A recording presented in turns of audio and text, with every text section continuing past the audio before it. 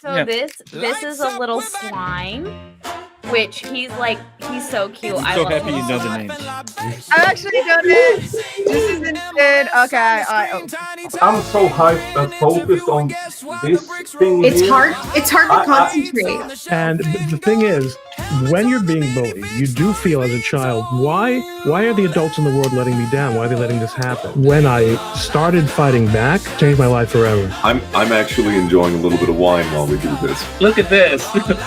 It's kind of, I don't know what this was from. I had a great freaking time. I chose a Lego set that's like, don't do the flowers, guys. Don't do the flowers. I did berate them for a long time about coming on Lego, so when David asked, I had to say yes. Yeah, fuck, how do I pitch my channel? I cover a lot of the current drama and stuff that's going on, but predominantly I'm somebody who's kicked around the internet for quite a long time. Oh my goodness. Oh, the top of my table is black here, and I loaded all these black Legos onto it, so it's outstanding. So I do bonsai. I collect bonsai trees. These trees aren't it. they're wrong. These trees they have bad form. I actually dyed my hair jet black at one point. I have white eyebrows and white eyelashes.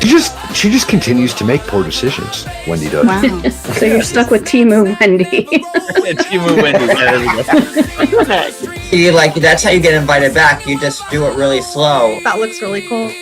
That's awesome. It's so random. But it's not the size of the tower. It's how well you use it.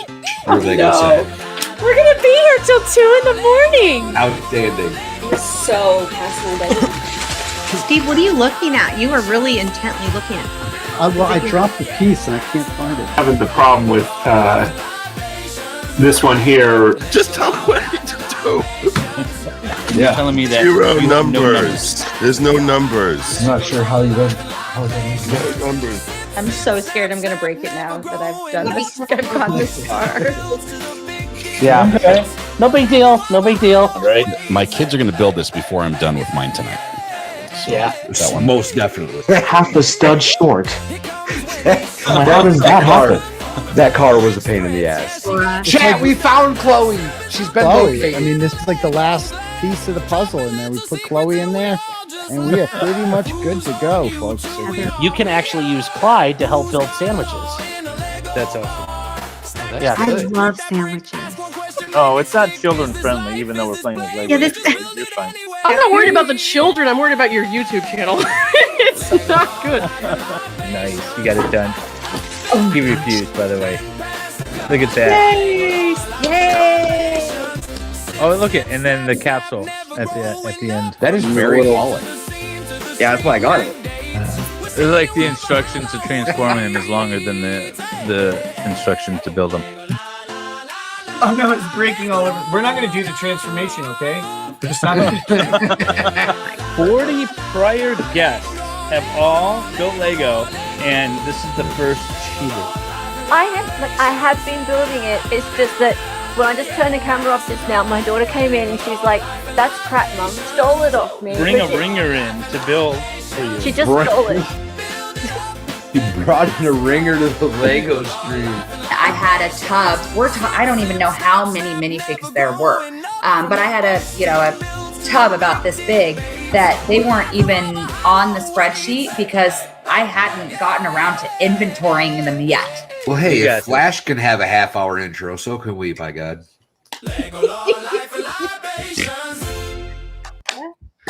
Yeah. So can we, by God. So can we. Yeah. Listen, Right. y'all, we hear you. We hear you in the comments. We hear the love for the song, so we've added to it, y'all. I hope you appreciate it. I'm actually surprised at how smooth that was with it was being pulled back in. I thought it was going to be. I practiced. I will say I spent like 10 minutes practicing it. To make that work. The song's so long we can't fit it in the StreamYard, folks. We had to jury rig that. But I hope you all like it. We had to make it work. We had to make it work. And welcome to everybody. the stream. Sheldon, how are you, man? I'm doing good. I'm excited to be here, man. That's good. You're not in jail, so that's a plus. Yeah. Huge plus. So, so you were you in both part 1 and part 2 of Reckless Spins videos, or just part 2? No, I'm in part 1. I actually did help with Victor's World. I helped write that. I helped write a couple things in that. So I'm definitely in part 1. My part's just, if you remember, there was a guy who went and delivered a package and got Amanda to sign. That was me. I thought that was you. And then you're also like the fan of the fake YouTuber in the store, right? Yeah, that's Victor's World. Like I said, I helped write that bit, actually. I love that bit. It's so funny. But yeah, so I went up, and I didn't have spy glasses on, but I had the employee show me Star Wars Lego sets, and she's like, this is really rare. And I go, where do you guys get these? And she's like, I don't know. You know what I mean? It was definitely Brian. Here when we showed up, right? Yeah. She was just like, I don't know. That's, I'm like, how do you guys think you get these if they're so rare? You know what I mean? But I didn't have any spy glasses on, so it kind of sucks. But that's why after that, while we're doing the cult, she goes, I go, yeah, I know you guys do. You showed me one of them, because she did. She literally, before Victor's World, when I went dapped him up, he said, I said that, yeah. So it was pretty interesting. They definitely had Brian's Legos in there still, and we're definitely selling them. All right, so I have a question about the production. When you Can I take a second real quick before we jump too heavy into it? Welcome Beckett to the show as well, sitting over here in his chair, watching briefly in the corner. It's like the third time I've been on, I think. Yeah. Becoming a regular. Beckett had to get in on this one. He's been covering the Lego as well. The brick and minifig, I should say, not the Lego. He's like, if you guys get Sheldon, I'm coming on. So I'm just a drama streamer, and we, like lots of us, have been covering this over in commentary. Obviously, it's a pretty interesting story. It's taken up a lot of space. I mean, I've definitely got some questions. I think partly along the lines of just like what was happening behind the scenes, but also there's lots of, in the way this is being presented, it's obviously told in a pretty in an entertaining way. Yeah. And that's led to lots of interesting questions about timelining, kind of what actually happened, like who knew what at when. So I think it's helpful if we can clarify some of those things as well, because I think when you see at least any of the pushback, it's been over stuff that Ben said that may not quite line up with, what we find out later, or it's stuff like the defaulting on the judgments, or the stuff around like the different lawsuits and things.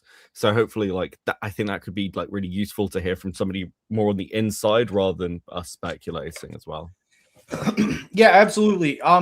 And this is really what happened. We filed for default judgment, and then the store was closed. So they found a way to get it dismissed, which we didn't know. We really didn't know that. Ben was not lying. I promise you, dude. Ben is many things, but he's not a liar, and he's also not even the type of person who would do something wrong or lie to his audience like that. It was just a genuine mistake.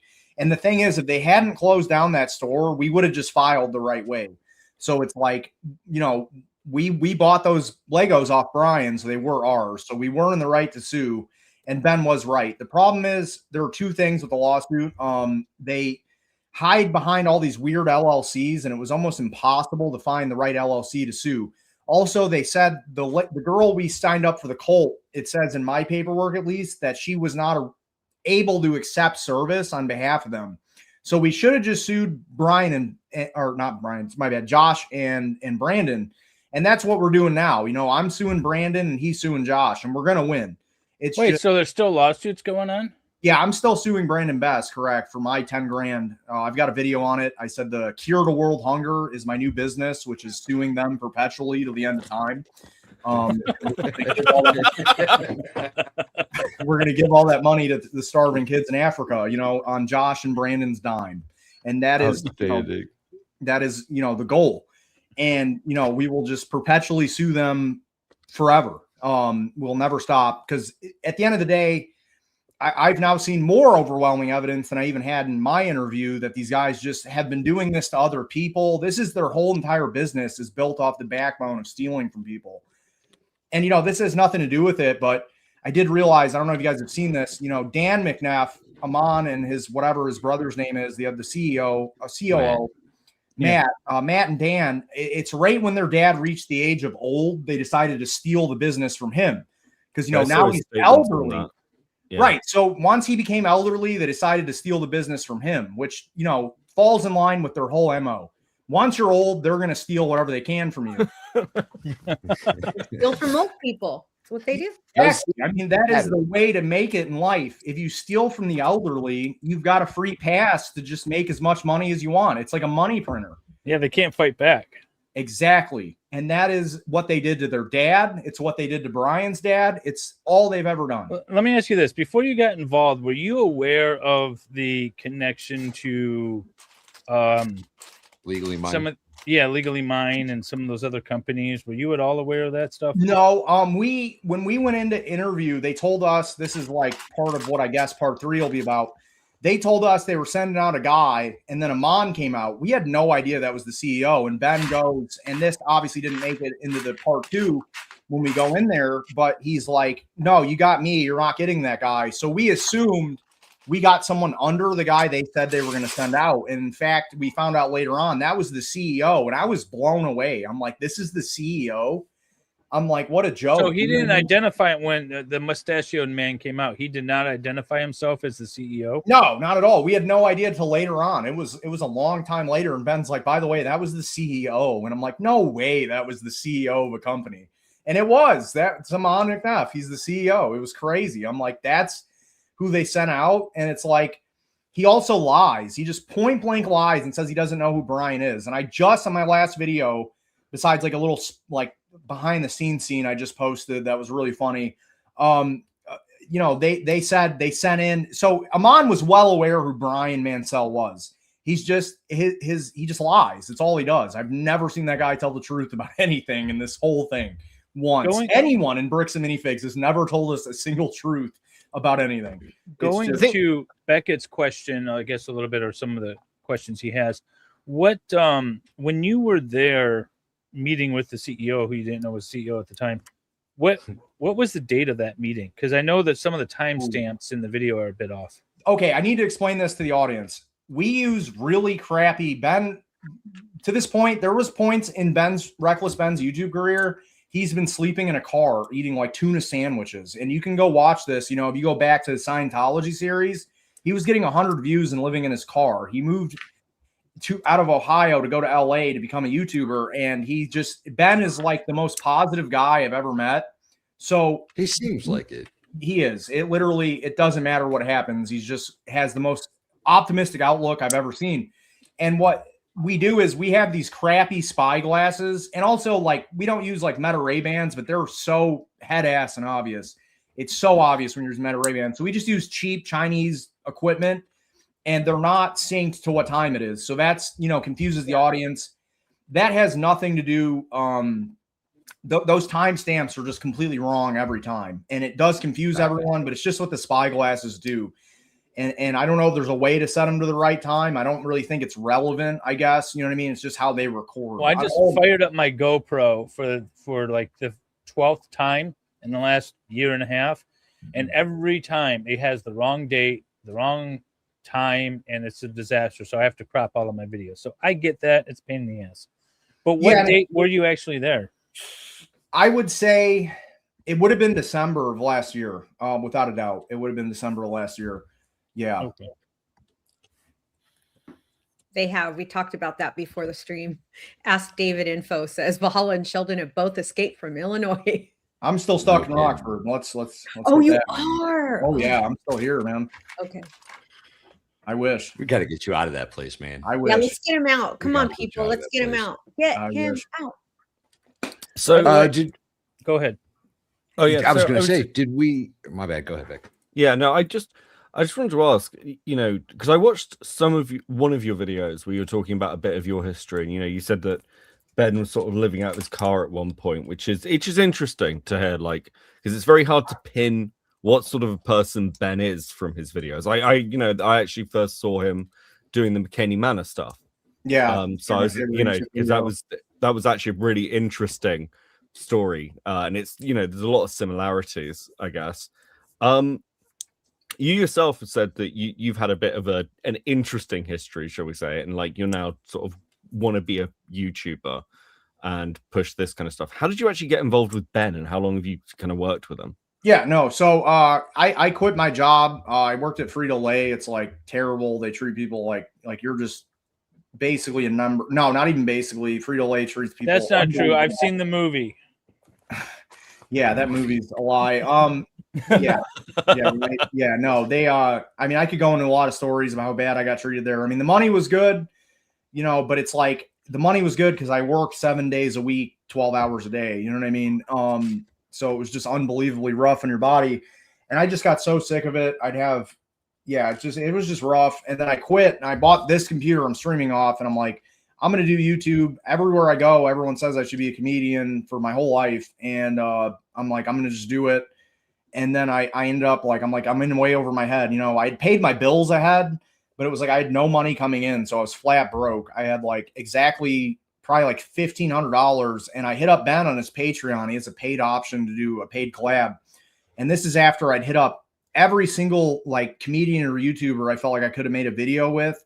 Because like I had never even held a camera at this point. You know what I mean? I was in way over my head, and I should have kept working the job even though I hated it, and just sectioned it out and then got better at content. But I just was just at my wit's end with getting treated like garbage. And I ended up hitting him up. He had a $1,000 paid option, and he said, you know, I don't even want the $1,000. I'll fly you out to Oregon. We'll do this video and stuff. So that's how we ended up working together. And was that video that you worked on? Was it this particular story? Yeah, it's Lego Part 1. Yeah, that was in Oregon, in Salem, Oregon. Okay. So you got your money's worth for sure, huh? Yeah, I would say so. Yeah. Well, he didn't even take the money. Ben said he didn't want the money and stuff. Oh, that's funny. I love that. I Zeki took Wendy's money. David takes my money every month. You know, That's how Wendy ended up on the show, is that she bought the high tier membership, which gave you like, you know, an option to like help produce a video kind of thing. And then so she bought it, and then I was like, oh, what do you want to do? So she started off I'm interviewing gonna do the Kardashians. He goes, I'm not doing the Kardashians. What the crap? Yeah, but that's how Wendy got involved here. Nice. I happily took her money. So you can buy your way into YouTube, folks. There's the moral of that story. Yeah. Apparently so. Yeah, I mean, it's kind of. I mean, you've kind of landed yourself in what I mean, maybe the biggest story of the year. He really did. So I mean, it's kind of an interesting position to be in. No, it is. Yeah, sure. You know. I knew this was going to happen because it was funny when we brought that chick, that girl from the store into the cult. She was like, "Oh, I love TikTok stuff and streaming." And I remember I whispered in Victor's ear, and I'm like, "She doesn't understand this is a Reckless Ben video." I had watched every one of Ben's videos, so I knew how much we were probably going to get that store shut down because it's Reckless Ben. And she just thought it was going to be like some cute little streamer TikTok thing. So I knew it was going to be, I didn't necessarily think this big. But I knew because Ben's only thing holding him back is that he goes after very adult content, which YouTube doesn't like. And this is Legos, so it's just more family friendly. Mm-hmm.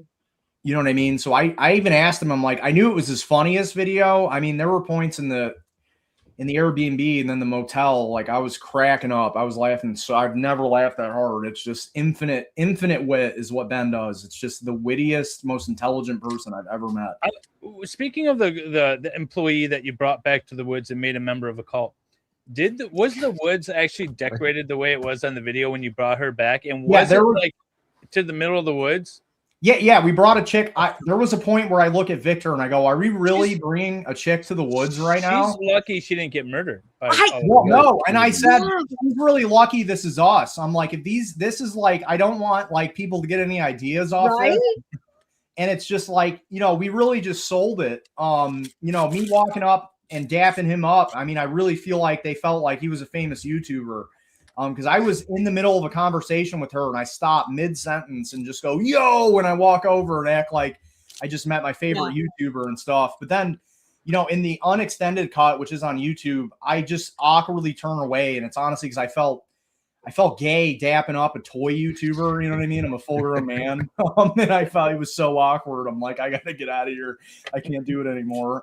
It calls into question though. There's some YouTubers out, man on the street kind of YouTubers, and every once in a while they'll have like a fan walk up to them and they'll do some like handshake or have some saying or something like that. And now I am questioning every single one of those videos that I've seen. Oh, they're mostly they're all staged, man. Yeah, they're all staged.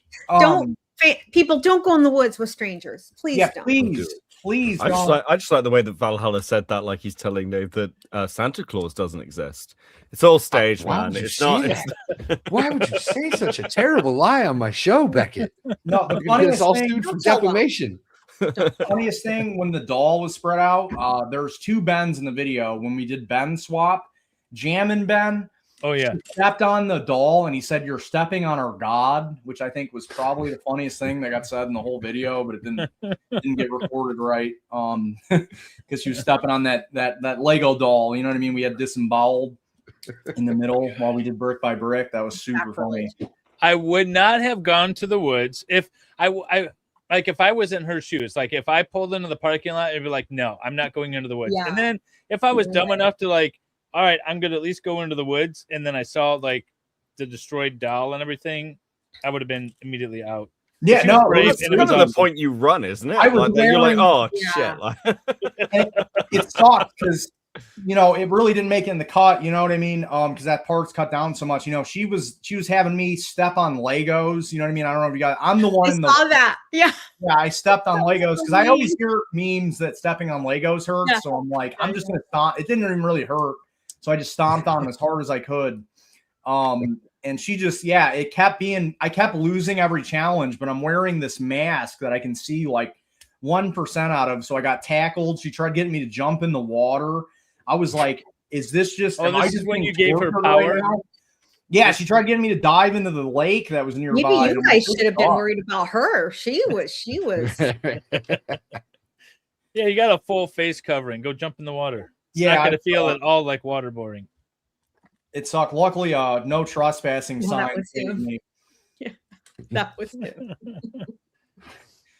So typically we've introduced what we're building by now. I think. Thank you, Valhalla. Maybe it's time for that. Thank you. Maybe it's time for Please, that. chat just- has been demanding. I'm worried Amon is gonna break in my door, bro. He's gonna be fiending. There Ooh, we go. Jonesing right now, dude. He sees a Lego Star Wars set. He's on the way. waiting to rip you off, man. Yeah, he's fiending. I'm almost finished with that set in the house. That's an awesome set. Well, what are you building, David? I am building. What is it called? Is this the Star Wars. Starfighter? No, it's the Executor. There we go. I just needed the name of the starship. So I'm building the Executor. Kill. And I am this far so far. What? There we go. There's the camera. Oh, it's got Come on. color. Or that's just the That's inside. on the inside, yeah. What are you building, Valhalla? A I weight? grabbed these today and I thought they looked pretty cool. A couple little water lilies. Yeah. Oh, with the dancing water around it. Yeah, I thought it looked pretty all right. Those would be beautiful. What are you building, Becca? So I In the got, like- dark. I got like a box. I have like I have a ton of boxes of Lego at the moment, and I'm doing like custom builds now. Oh, Nice. We've had a few of those. So like I've got this back here, which is like a whole building thing, which is all like completely custom. Oh, you know what? You do need to show that because you built that off of our show. You built that after the last time you were on. Yeah. Hold on. Let me. Oh, As he don't- drops it. David, why did you tell him to do that? So that's what. Oh my that's what I gosh. put together. Holy Yeah, that's Man, a you nailed it. like a one-off. So it's build. like two-storied. Like it's got like a garage inside. It's got like a mech in it. I got really bored. I dig spent it. way too much time doing this. It's got like love windows that. on the back and things, and I still need to do like the garden, which I might start putting bits into. But yeah, like, Oh, I did like a whole very thing. So you got to build the garden today, then. Are you going to build the I've garden? got a load of plant parts, so maybe actually. I've basically just got a box of bits at the moment, so I need to start like looking through and working out what the hell I'm going to do with it. That's what I'm doing. So I'm being a bit less less structured than everyone else. I've just got got a huge box He's of bits. becketing in it. Becketing it. I think I screwed up something. I gotta tear this whole And thing. Sheldon, oh, you already showed us. Never mind. He did. He went first this time. My bad. That's Yeah, Sheldon's okay. got an awesome build. We had a super chat for somebody from Zeke Build Slow for $5. Thank you. 3 things. 1, Beckett, your hair system looks very lush today. Agreed. 2, bring back Bionicle, and 3, brick by brick. Brick by brick, dude. Brick. I love that. Yeah. You guys were watching our show and you came up with that, right? Because that's in our intro. Yeah. Did you know that's in our intro, Sheldon? No, that's sick. Yeah, that's awesome. Yeah. Expect a lawsuit to arrive tomorrow. For Yeah, I'm waiting. My YouTube picture. My picture on YouTube. Can we? My picture is me in the lawsuit that I zoomed in on. Nice. I was wondering what that was. That's our thumbnail, right? No, my picture is me delivering. That's just a picture of me. No, my profile picture on YouTube, I took a screenshot of the lawsuit of me in it and then zoomed in on it and then put it as my YouTube picture. So I think it's kind of funny because I don't know how I'm not named. I mean, it's only Victor, Brian, and Ben so far, but I'm definitely next and stuff. I think, I don't know. You are named, sir. Really? Yeah. Wait, have you missed yourself being named in a lawsuit? Well, there's 15 John Doe. I mean, I say that. a Let me little pull it up busy. just to make sure. Hang on. Yeah, David, don't There's 15 John Does, and then it's Victor, Brian, and Ben and stuff. And then I'm like the most prominent John Doe. Oh, you're right. I'm sorry. Sheldon, You mentioned wait, hang on. Sheldon Newborough says, how many what is my life moments have you had since this week? Shout out Naburo. She's like super cool. A lot. There was times at work I'm like, what am I even doing, dude? You know what I mean? I'm like, this sucks. But it's like really cool at the end of the day. But yeah, it's pretty nuts and stuff. There's been a lot, probably 3 times a day at least. 3 times a day people are recognizing you? No, 3 times a day. I'm like, what am I doing with my life? Yeah. Oh. What? Are people recognizing you is my question. It has happened, not as much. There was a guy who didn't speak English at the airport when I was on the way back from Florida. And then he just kept looking at me and saying my name. I didn't really know how to respond because he didn't speak any other English. And then a guy at a bar did. But other than that, no one's ever came up to me and noticed me or anything. That's awesome. The guy can't speak any English but can say your name. Yeah, it was so awkward. I was just like, I didn't know how to respond to him, to be honest. That's got to be wild, actually. It was. This story has gone and reached so parts of the world that are so, you know what I'm saying? Like, that's wild to me that people in foreign languages are knowing about this and know who you are. And that's it was weird. So what's actually happening now? Because like Ben's locked down, you're off doing other videos as well while you're still like doing the lawsuits and working on bits and pieces to do with this. But like part 3 is done, but we may never see it. Is that kind of where we are? Ben just made an update that part 3 will be possibly released the 30th. From what I've seen, there's just overwhelming evidence that Bricks and Minifigs is completely guilty. So I'm not that worried about it at the end of the day. I think they're just trying to waste money because they have more money than we do. So I think they're just trying to waste everyone's time and money with frivolous lawsuits. But I think given, Amon and his brother's history, that's kind of their whole shit is like, well, we do bad stuff, but we know how to use the legal system to our advantage. But they vastly underestimated. It's like I said, everyone thought Ben was some TikToker.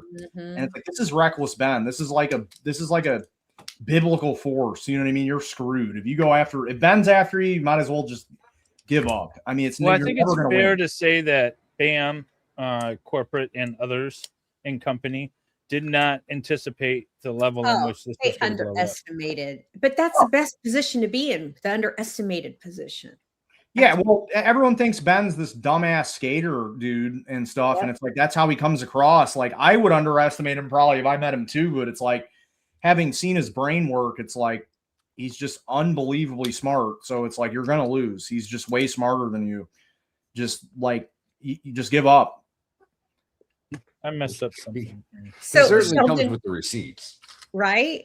People were asking earlier too, does Sheldon know that the famous comedian Josh Johnson is streaming a set about the Lego story at this very moment? And will you watch I don't it? know how famous of a comedian he is. Yeah, He's I don't know who super that is. famous. Oh my God. Is he? He's the guy, he comes out on set and he always wears a zip up hoodie with a plain gray zip up hoodie, denim jeans. It's his shtick. And he's funny AF. He's really Is he? Nice.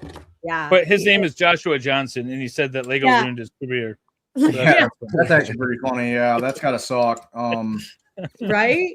That's like a And he's cursed like a name now. kid. Like he's not has nothing to do with these people at all. He's Yeah, the that makes opposite. sense. No, I mean, yeah. Yeah, I mean, that's gotta suck having that name. That name's gonna be cursed for the end of time. I tried, I don't know if you guys knew who John Breaks Bad News is. I tried breaking bad news with John to Josh. I don't think he ever called, but I was telling him he's going to be known as a liar for the entire history of our human race. That will be the legacy he leaves behind on this earth. But I don't think he ever called him but I think the bad news delivered itself. You know what I mean? I think Josh has gotten the news regardless. I think that's safe to assume at this point. Yeah. Well, the most interesting, fascinating thing about this, because you can see companies that do, that make PR slips, right? We most recently, I think you saw it with like Bud Light or whatever, but they don't double down and they don't come out and say the things that they were saying in the way that they were saying them, both in Reckless Ben's video and then after it, sort of blew up.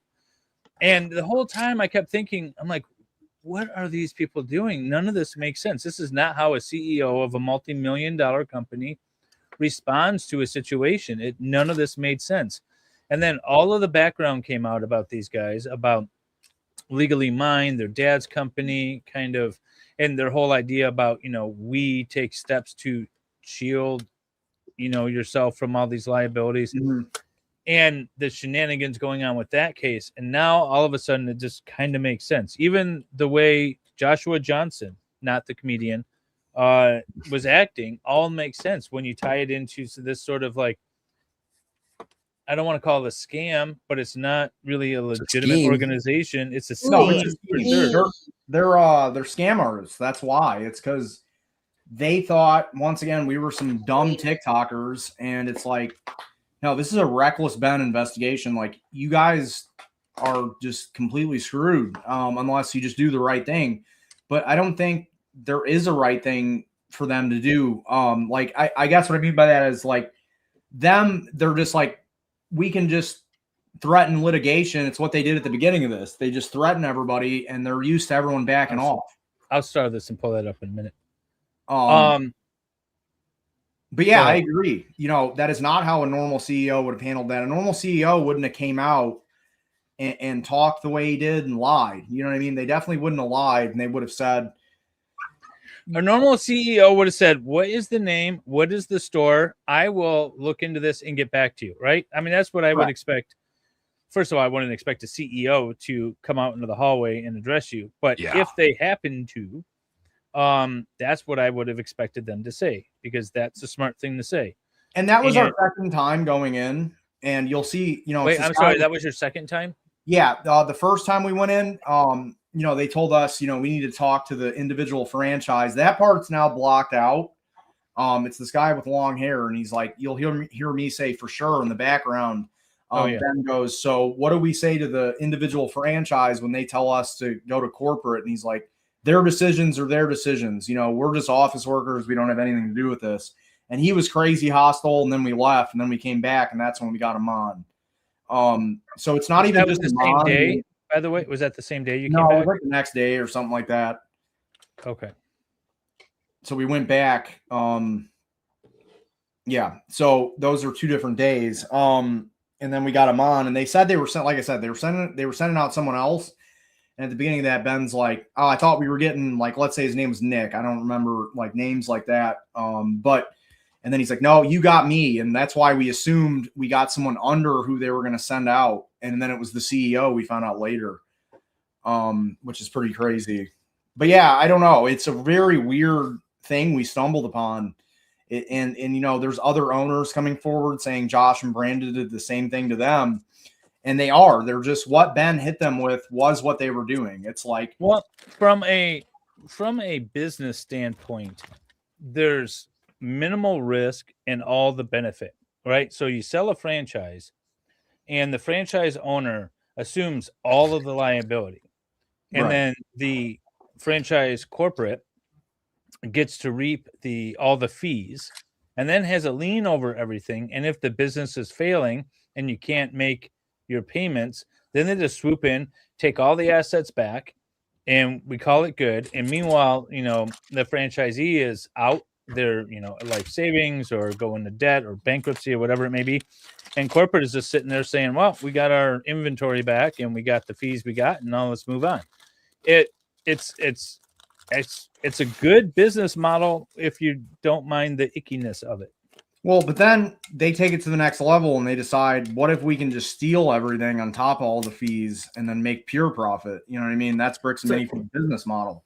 So this is one of the things that I've sort of been thinking about, like, because the question I've asked is why act this way? Like, surely, even if you're corrupt or incompetent, you must look at a situation like this and go, listen, we can just pay $100,000 at one point and make it go away. Never have to hear about it again, especially when it starts to bleed over into the Lego community. And then you start getting all this stuff at the stores, and there's so many stopping points that they just don't act on. My wonder is whether there is more going on in this company than we're seeing just with this one store. And it's interesting that other owners have come forward and say they experience the same things. I mean, in your opinion, as somebody who's been a bit closer, I'm wondering whether you think that they've got like other worries where it's like, we'd rather throw $1 million at a lawsuit and try and shut everyone up than potentially admit any kind of culpability that might lead to some sort of external audit. No, I mean, I think they think, I don't know. I don't know what they think. I mean, you know, you've seen, you know, Patreon stood up for Ben. It's just, I think they are so used to bullying the little guy that they thought this would somehow work. And you've seen their press release. They said this will blow over in 7 to 10 days, you know, and it's like, it's not, you know, you guys got caught. That's why. It's not like there's a debatable if they were even in the right, even 1%. To be fair, they said the press release would blow over if there was no more fuel added, and then they kicked over the gas can themselves onto the fire. You know, that's really what they did. Have you actually? So I wanted to pull this chat back up. I had it started for a minute. Have you watched BJC at all? Yeah, she's awesome. Okay. So she's done a deep dive into this company's background quite a bit, and these people's background. And I guess, you guys didn't know about any of this stuff at the time, right? No, we didn't. All we had done is the research between Brian. We had gotten his interview. We had gotten the police report where they said they didn't feel like giving it back. So that was more than enough for us. You know what I mean? It's just, I'm not surprised at all after learning about it. I think this is just, you know, they're just really skeezy guys, you know, and it's just, it makes sense that, because to scheme something like this, you would have to have some kind of level of experience, because it's kind of like, look at Reckless Ben. He's been doing YouTube 10 years. You know, everyone's saying the Lego video is the best video he ever did. It's because he makes every video he does better than the last one. So it's almost like, you know, Amon has made every scheme better than the last one, and he's gotten really good at it. You know what I mean? He's a professional schemer.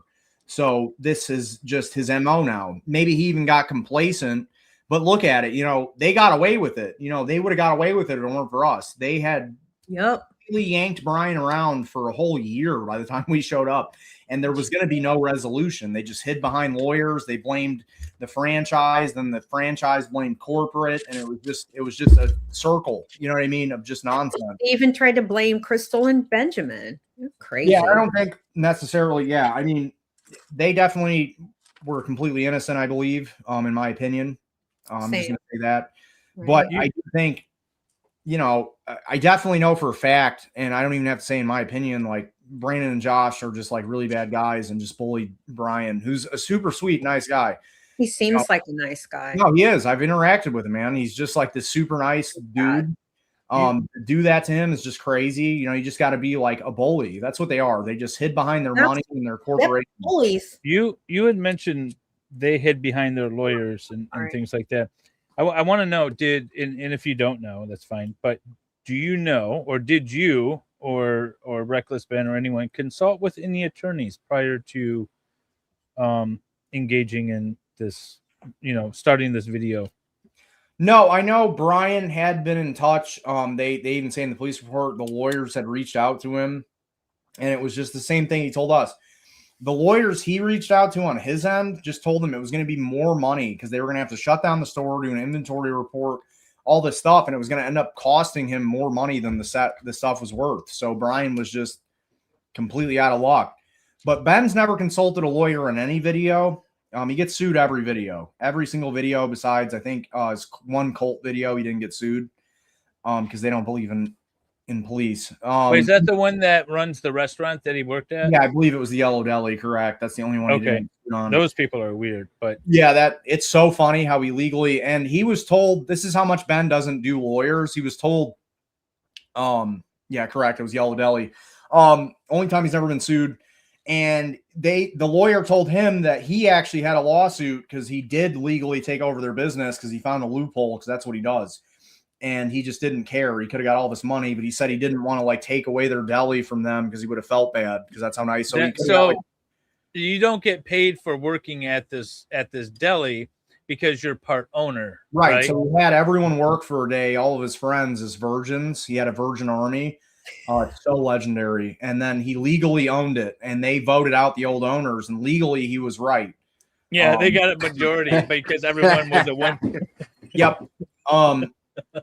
So yeah, it's a great series of videos. Yeah, That's funny. It's what I mean by Ben's the most underestimated YouTuber of all time. Everyone else would I remember we'd gotten the cops called on us, and I'm every other YouTuber would have been getting these Legos back on wrong, and then we would have been done filming, and that would have been his whole video. But he was we got the cops called 9 more times or something like that in the span of 3 days. You know what I mean? And that still wasn't even the end of part 1. So you were telling us a story about how you were robbed of your cell phone. You were robbed of your cell phone recently, weren't you? Yeah, by the American court, Officer Adamson. I think. And this is my personal opinion. I think he thought I was hot, right? And he wanted to steal my phone while it was open to go through my nudes. Oh, yeah. He was hoping. I think he was deeply closeted and he was fiending for some nudes. You could hear the disappointment in his voice when you got the unredacted body cam, and he's sad. And shoot, he let the phone lock out. Well, and it was on my wallet. You can't get into my phone through the wallet because I hit the button twice by accident. I don't know how it was unlocked in my pocket. That's why I kept emphasizing. I mean, it was unlocked. That's why he snatched it, but I was too quick.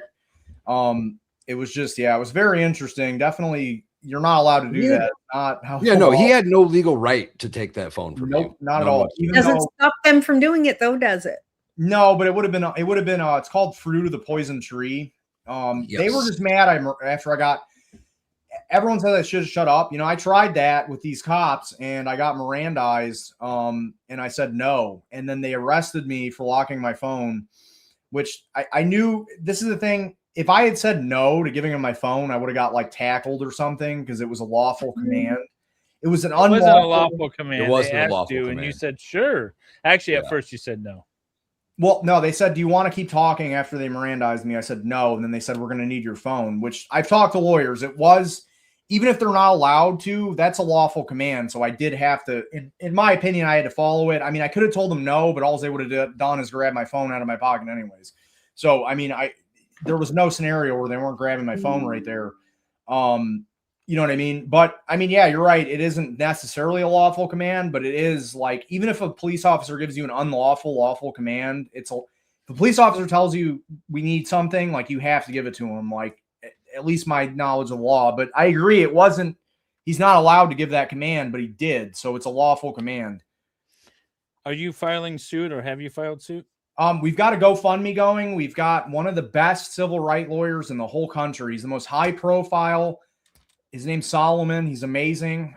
He's even the process server. She ended up hanging around after that. And then she was no longer a process server. She was just helping with the video. She was a fan. But Ben's, she was a process server. Ben had just met her. And so then she ends up helping and stuff. And then she ends up at the Airbnb getting swatted. So she's getting included. And then me, Tyler's production, shout out Tyler's production. He's the next PewDiePie. And then Sierra and me are all suing the police, or trying to. And we just need funding because he's got to travel. And yes, we are trying to sue the police at least. BJ! What's up, Hey, girl? PJ What Live. up? My best friend. She's the best, dude. You're the best. Plug in my channel. I appreciate it, dude. Appreciate it. Also, if half Irish, oh, she put it in there already. So I think Here this we is go, my chat, but if we could plug that in Valhalla's chat, or maybe my other chat as well. Yeah, half Irish. If you guys want to help out, we have a GoFundMe. Nice. I cannot vouch for the legal advice or the quality of the representation, but if you want to help But we know we have very generous viewers, and we hope that you feel inclined if you want to donate to do so. Thank you so much. So the attorney, is it the same as the YouTuber, or is it someone that the YouTuber's helping you find? The civil rights lawyer on YouTube hooked me up with him. Yeah. So it's one of his buddies. He's one of the most high profile. He's just absolutely phenomenal. And yeah, it's just it's gonna be sick. We're gonna it is almost read the literature. It's written by a lawyer in there. But it's especially on like Tyler and Sierra's case, and me too. I was told I was under arrest, right? And under arrest and under detainment are two different things, and you cannot detain someone back to a police station. And also, everyone said I should have shut up. From a civil standpoint, me talking was better, believe it or not. And me getting the detective to admit that you can't delete something from a phone by hitting one button, that was my goal. I'm like, I'm going to get this guy to admit, because at this point, I think I'm being charged, and I never got charged with anything. I was going to ask you if you ever got charged with anything. No, they told me I was detained once I got to the police station. It's like, that's not how the law works. You're not allowed to. This is the civil rights lawyer. He's done a few videos on this, and he's the one that hooked you up with your attorney, correct? Yeah, correct. He's going to post part 3. Part 3 super sick. Part 3 is me. So I help YouTubers. He just made a post about it today and stuff. He's just my lawyer will be interviewed in that. I'll also hop on a call with Tyler. Is that Solomon Radner, Sheldon? Oh, correct. Okay. Cool. Yeah, no, that's awesome. No, because there definitely needs to be some sort of follow up there with the police conduct. And my understanding is that this is not their first run in with this sort of thing. And in fact, their training is wholly inadequate from what from what I've seen. They don't provide their officers with any First Amendment, Fourth Amendment, Fifth Amendment training. Basically, the training focuses on firearm training, SWAT training, and all the stuff that the cops want to do because it's cool, man. But not on anything that actually protects citizens' constitutional rights. Well, they don't care about the Constitution and American fork. Yeah, no. The other thing was interesting is that I watched a breakdown of the American Fork's police chief video, and this guy who regularly handles these kind of cases. I've handled them from time to time in the past, but not regularly. But he was like, the statements that they make, they basically stand up for the conduct of their officers, so they can't now go back and say, well, we didn't have control over our officers at the moment, and so the city's not liable.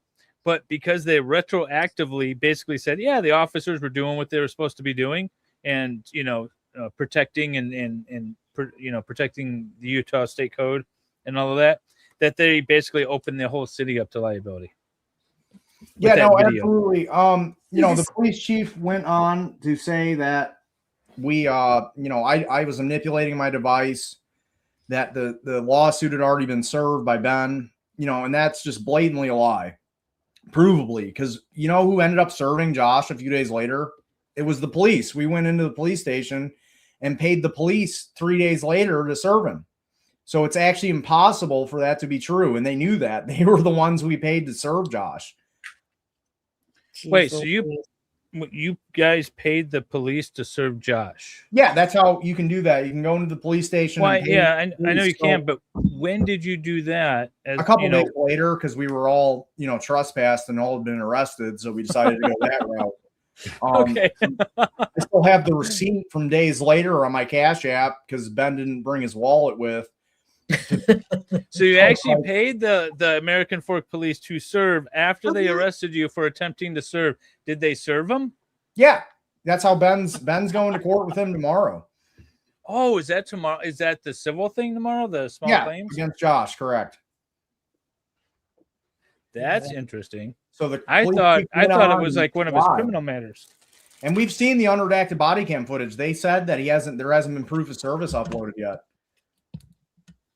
So I don't understand how that's in their records that they're the ones that served him. So American Fork was paid to serve him after they arrested you all for trying to serve him. Then they did serve him, but they didn't produce the proof of service. No. What I'm saying is when they arrested Ben, on the police chief the police chief's response saying about the criticism, he says when the officer called, Josh Johnson had already been served, which is not true. We went in days later and paid the American Fork Police days later to serve Josh. So him saying that, and then if you watch the unredacted body cam footage, it literally says they tell him there's no proof of service because after you serve. Oh, I see what you're saying. Yeah. Yeah. So because there's no way the that police was chief true. made the video after the incident, after the arrest, after he was already paid to serve him, and then said, "Oh, he's already been served." What a liable omission, I guess we would call it. It's not a straight up lie, but the implication is that he was already served ahead of time. It's right, and that wasn't true. We went in and they're the ones that served him because we couldn't figure out a way to do it otherwise. And it's just like crazy for him to sit there and say on a video that Josh was already served when they were the ones that served him days later. Ben uploaded that proof. That is undeniable fact that Josh had not been served that lawsuit at that point and that it was real. What sort of mafia protection racket is that? No, you can't do this thing that you're lawfully able to do, or else we're going to arrest you. But don't worry, you can pay me to do it. Yeah, it's ridiculous. It's just the way they handled that was crazy. I could not believe we were under arrest for that. Especially my part. I'm like, dude, I'm doing a GoFundMe. Hey, look at that. We are up to 1,000. Yeah, 1661 already. Nice. I'm just gonna let everyone know the way GoFundMe works. It sets because it's not of 8K. That's why Brian's keeps going up. The goal is higher than that. The lawyer said I needed more than that, so it's gonna keep going up. But that's still super crazy and sick. Like that helps a shit ton, dude. Yeah, tell them about Gives and Go, Valhalla. I was curious why you guys were going with GoFundMe over Give Send Go. I don't know. I just well, there were no criminal charges in this specific. This is just for me, Sierra, and Tyler, who received no criminal charges. So there's no way this will be taken down. We were not criminally charged. This is all civil. There is no criminal charges pending against any of us. By the way, they arrested you over civil charges? What'd you say? No, they arrested you. Go ahead. That thing's sick. Good, David. No, I was told I was under arrest by Officer Adamson, and then once I got there, they told me I was detained. They're suing instead of being. It's not for a criminal defense. That's why they're doing. No, it. This is for our civil case. This is for us to pay for Solomon to defend us in a civil case. So what actually happened with Ben's criminal cases? Because when Fork released their video and dropped the Dropbox file with all the court papers in it, it was accompanied by a statement from Fork where they basically said, listen, there's no active warrants, there's no charge, everything's dropped, everything's gone.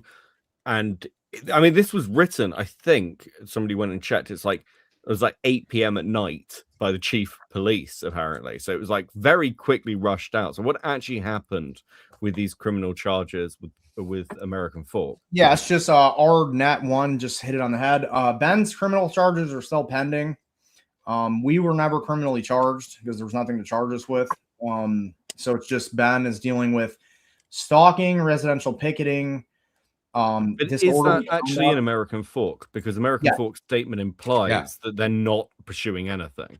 No. They were saying that there wasn't a warrant out at the time. He still has. Yeah, Ben didn't have an active warrant anymore. Yeah, but that still means there's charges. It has nothing to do with charges. See, the things that they say are so misleading. It's like the this is what I mean. It's just it like comes across, and you can hear this in the interview where Ben's on with the Lego guys, where it's like, oh, they've dropped everything, and everyone in the car goes, hey, and it's just like it does seem like, and this is part of the problem. So much of this is so murky from kind of a public disclosure perspective. Like from body cam to actually what people are being charged with, or like what cases are going on. So from the perspective of where Ben sits now, he has several criminal charges against him. And is that just in American Fork, or is that also in another state as well? No, it's just American Fork. Okay. I know that they were like talking to the LA police and stuff. But yeah, he just has those 4 misdemeanors that are pretty. I believe he will end up beating them. I think they're all a load of malarkey. Well, they seem to want him to plead out. Which he shouldn't do. To be an impression. Yeah, he should not do. Do you know what they were talking to the LA police about? I know that has to do with part 3. Yeah. I just know Amon lied a bunch and said we made death threats and stuff, and bomb threats, and the same stuff you kind of hear in the unredacted body cam footage where he's like, these guys are threatening the manager. They sent in a woman. That's not true. There wasn't even a woman in the crew in part 1, so definitely we never sent a woman in. It's just impossible. The entire crew. The amount of lies that come out of that man's mouth just it's just, everything he says is a lie. It's just amazing, unbelievable. I've never seen someone, and it's like he's in this position of like that should be very professional and I guess truthful. Can you get a public defender? I think Ben is going to be fine, guys. Anyone in the chat is worried. I know legally he needs a lawyer. I don't care. He needs a lawyer. No, I agree. I don't know why Ben's representing himself at all. I was very confused myself. Ben is also probably one of the smartest human beings who's ever lived in the history of our species. And the process server was not long-term crew. Sierra just met Ben. That is the truth. After she couldn't be a process server anymore, Ben felt bad, and she was a fan, but that doesn't mean they, that's neither here nor there. I feel really bad for Sierra. She's also part of this GoFundMe. She's a woman. She's had men message her address from them doxing all of us. And it's when one of my videos, I'm like, I'll literally show up and defend her if I have to. I don't even live anywhere near there, but like, that's crazy. So the American Fork has just completely done everything wrong in this case. The American Fork doxed your address?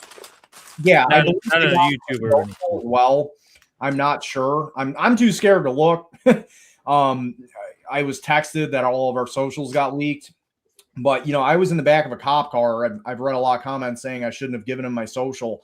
I never gave him anything. They stole my phone and then arrested me. So any information that they said, they just looked up. But I know some people's socials got leaked, and yeah, that's. Yeah, I mean the court documents are like basically unredacted. Interestingly, I believe some of them are redacted for people like Josh, which is the only things redacted now are their muted body cams when they're trying to come up with something to arrest me for. Everything is unredacted now for those days. I've skimmed through it and stuff. Have you watched the body cams? Yeah, I have. The part where I get doxxed, I'm too scared to look because I don't want to. I'm already stressed enough as it is, and I already know for sure they went through and read out my license. So now my license is known. I don't know if they got my social. I know some people's socials got leaked. I'm just too scared to look because it's going to just it irritates me to no end. It's like, we've got our windows blacked out at my house. It's just so annoying. And other people have gotten messaged their addresses. It's like, and I was has that too at his house, but for different reasons. I was mad when they what did they do? Oh yeah, they said my first and last name in the American Fork Police Department, the chief. I'm like, why are you saying my first and last name? I'm like, I was just gonna be Sheldon online in Ben's videos. I was gonna come up with like probably a cool name, and then it's just like, and then I'm on Moist Critical's video getting responded to. Ben's responding to it. I'm like, now this has been viewed 30, 40 million times with my first and last name. There's no point. You know what I mean? It's just, and then they like take it a step further and give his address to the entire internet forever. And I'm like, sick. Wait, isn't your channel your first and last name? Well, that's why now it it is because they that's why doxed he him. that's why he changed it, right? It wasn't. And you going- weren't even under arrest, so there was no reason that your name should have been even in the mix. I agree. I mean, but Officer Adamson decided I was under arrest for locking my phone. That's okay. My name is out there and my address is out there. It happens. It's a little different, don't you think? Yeah, probably. It wasn't done by authorities. Then gave Josh's email too. Yeah, I mean, they gave everyone's everything. They're so incompetent. It's unbelievable. I can't believe the level of incompetence at every turn in this case is amazing. Every single turn. I'm telling you, they're on purpose doing. They have to be doing it on I'm not even purpose. talking about that. I'm just like everything from like, hey, maybe we get an attorney to draft the consignment agreement, to hey, maybe we have a digital spreadsheet instead of a hand kept one by Crystal and Ben. And I'm not talking, trying to mess with them. They were great guests. But then to the response from corporate to the response from Josh and Brandon, to the way the police this everything it's so incompetent just across the board. I agree. And then at the end of the day, it's like all we were trying to do was help Brian. You know what I mean? And it's like, I don't know. It's just so weird. It's like, how does it fall on YouTubers? That's sick. Did you build? What is that built out of Legos? Yeah. Yeah, he did it just now. Yeah, how did you even do that, dude? That's crazy. Isn't that It's a crazy? new set. It's a new set. The really botanical sets that came out here the last go around are pretty cool. I got another one on deck. Nice. Magnolia branches. You've Oh, just that's really nice. been killing the flowers lately, Valhalla. Good Yeah, I job. like them. I'll be right back, you guys. You're good. Well, who's gonna pull up chat, Wendy? I got it. I got it. I got a good break spot. I'll do it. All right. This thing, I have to show this again. This thing is awesome. If you're a fan of like Lego Star Wars, it's not the biggest set, obviously. This is one of like the tabletop ones, but this thing is sweet. Yeah, that's sick. It's pretty cool. Yeah, that is cool. It's only about 3 inches long. Dave's hands are just that small. So I had a question and now I can't remember.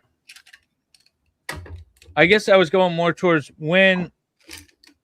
So what's the time frame between everything that takes place, like the end of episode 1 to the first part in episode 2, where you guys are in Utah?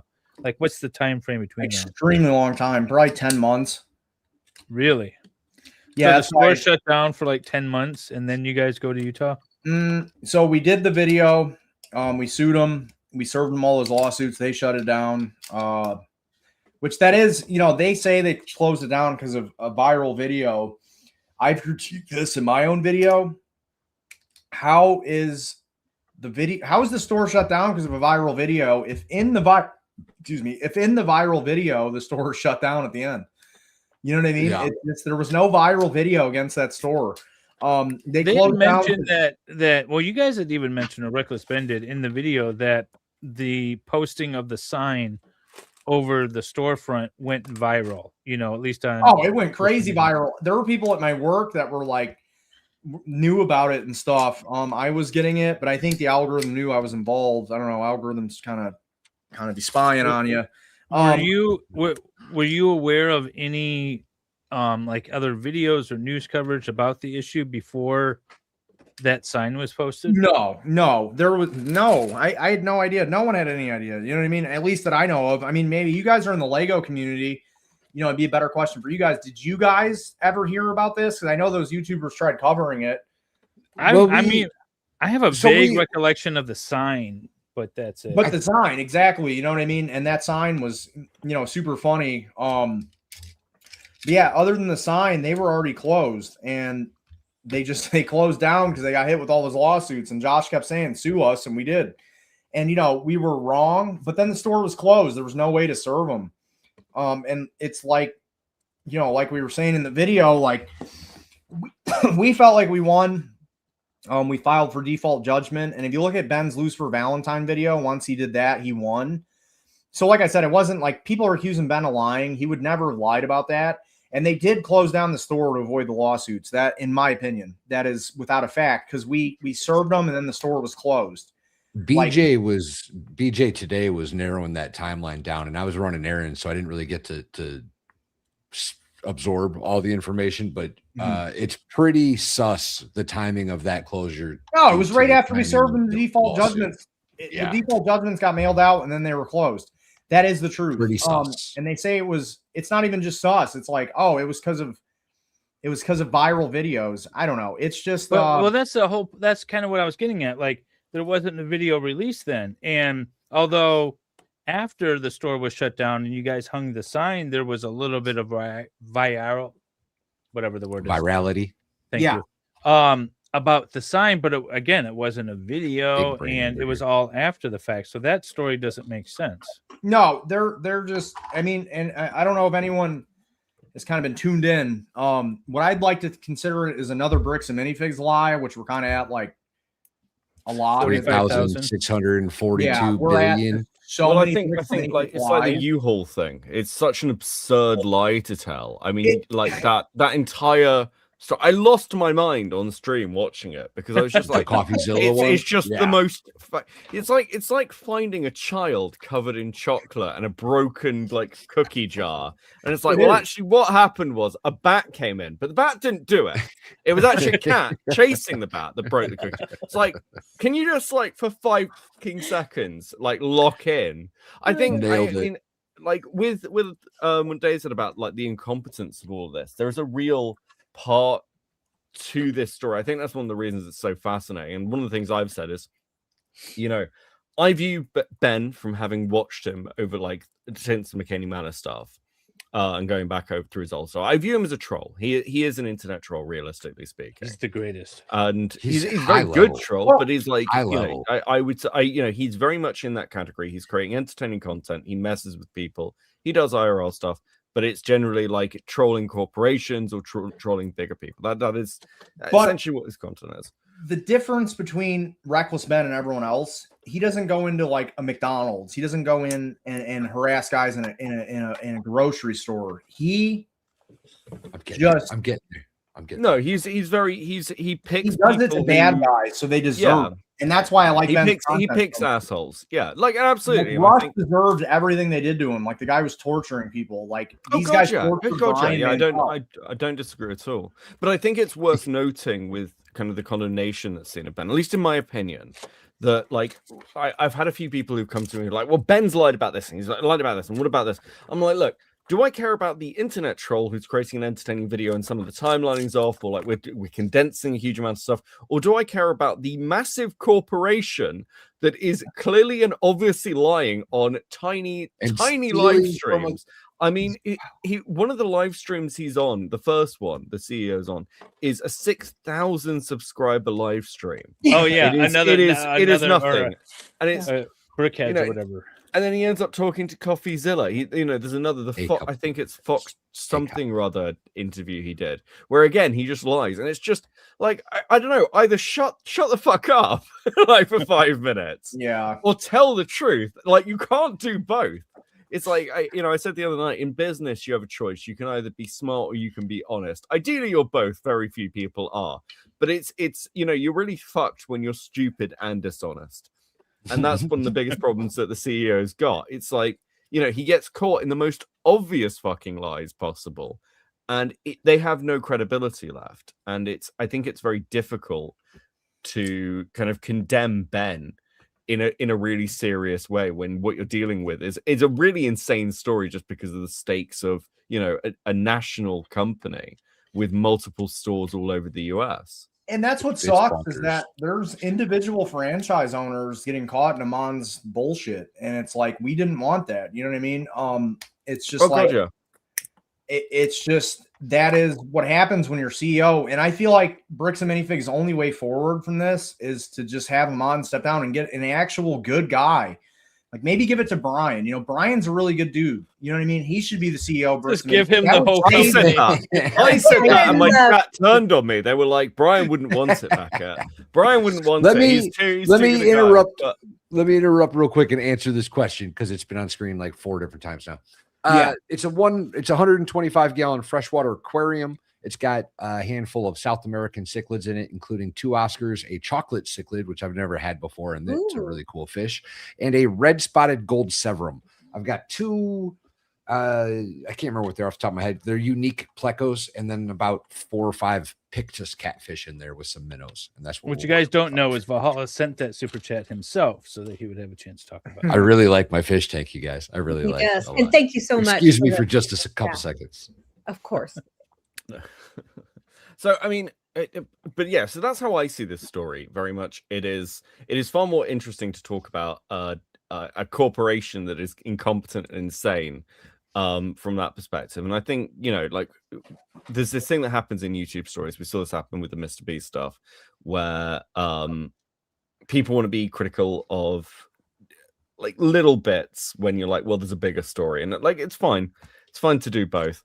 But yeah, from the perspective of like Ben, I feel like he's tried to present something honestly in an incredibly complicated story, much more complicated than the ones that he's dealt with before. Like McKinley Manor is overall pretty straightforward, as are some of the other things when you're looking at it. But this is so many moving parts, particularly because of the inclusion of American Fork and the different locations that you're dealing with. I know that you've posted like behind the scenes stuff. You posted like 50-second clip, I think the other day or today. Yeah, I just I've got a yeah. I just got to edit them right because obviously on a 50-second clip. Actually, my only job right now is YouTube. So, but you're not monetized, able to monetize in a 50-second clip. But that clip's hilarious. We were waking up Ben, and then Victor pokes his nipple and stuff. I mean, have boys you being considered boys. you considered doing a timelined video? Because I know we're like talking about the timeline and how confusing some of this is because it goes back and forth, or the dates on your cameras. I mean, has anyone considered, actually laying this out? Because I've had to have conversations with people where it's like, well, when did this happen? I've talked to people. I was like, well, did this start in 2024? Did it start in 2023? Like, and I said, I went, well, here's the store footage. That's like a dedicated timestamp that we've got from November 14th. So that's kind of like the start point of this. But it would help, I think, for somebody to have like a solid timeline of the events that involved you all. Yeah, it's really hard. I'm like super bad with dates, but everything for like storytelling isn't exactly in chronological order. Ben goes into the store, and then the next thing is me going in with that contract with the delivery. So, but that way later in the video, but that's because we didn't use the contract part until way later.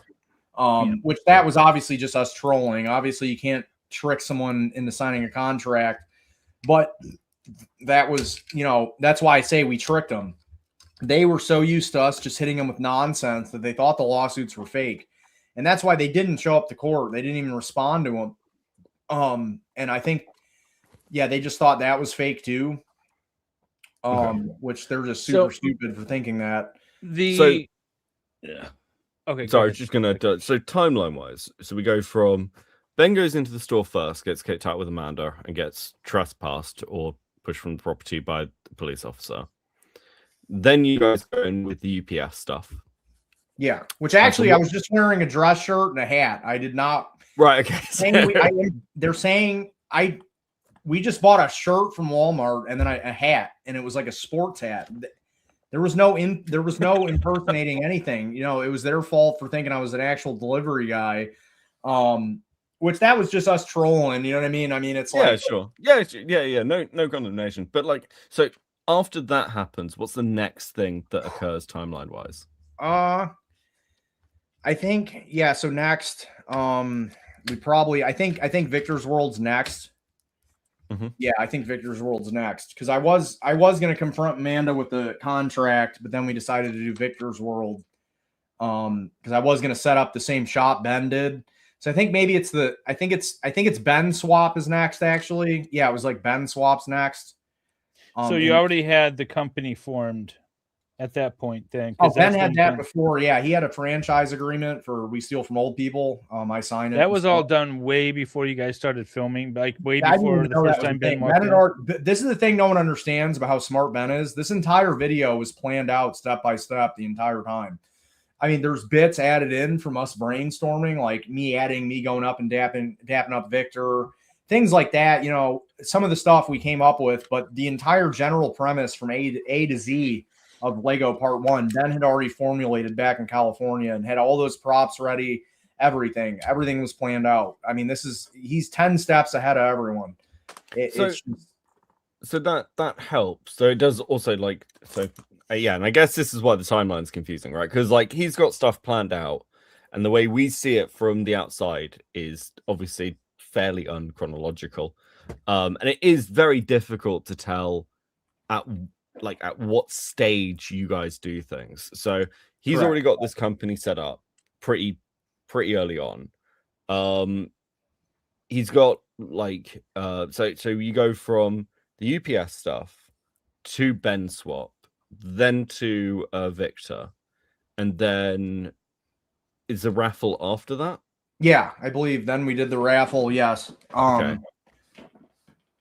It's just from a storytelling perspective, it makes the video better because it's like, yeah, it's like, you know, he didn't have to show that I did the contract until he used it. You know what I mean? Yeah. Why would he show yeah, no, that? Absolutely. And I think later, he the just only showed it reason on I'm TV. drilling in on it is because it's confused people. Yeah, no, and because Ben's under the scrutiny, it's much more of a question of like when stuff happens. Because I think this comes to like within with the 5 default. days. So we're talking, you know what I mean? We're talking a 3-day difference, which we were filming nonstop for 5 or 6 days. Right. Okay. So it's like he's only showing things, you know what I mean, a day or two out of context. You know what I mean? So it's not like it really, I don't know. I can understand where that confuses people, but it's just from a storytelling perspective, the way Ben, and we can clearly see that by the virality of the clip, Ben knows. Oh, gotcha. Yeah. The way he tells stories, he wants everyone to be able to understand everything that's happening. So he doesn't want he wants you to be able to show your grandma the video. You know what I mean? And that's, you know, a big concept, big YouTubers and him have taught me storytelling wise. You want everyone to be able to understand everything that's happening. So you don't have to, and that's why he explains everything in detail. I'm impressed. Yeah, I know. Ben's really good at storytelling. There's one thing that I think I got right, and I want to know.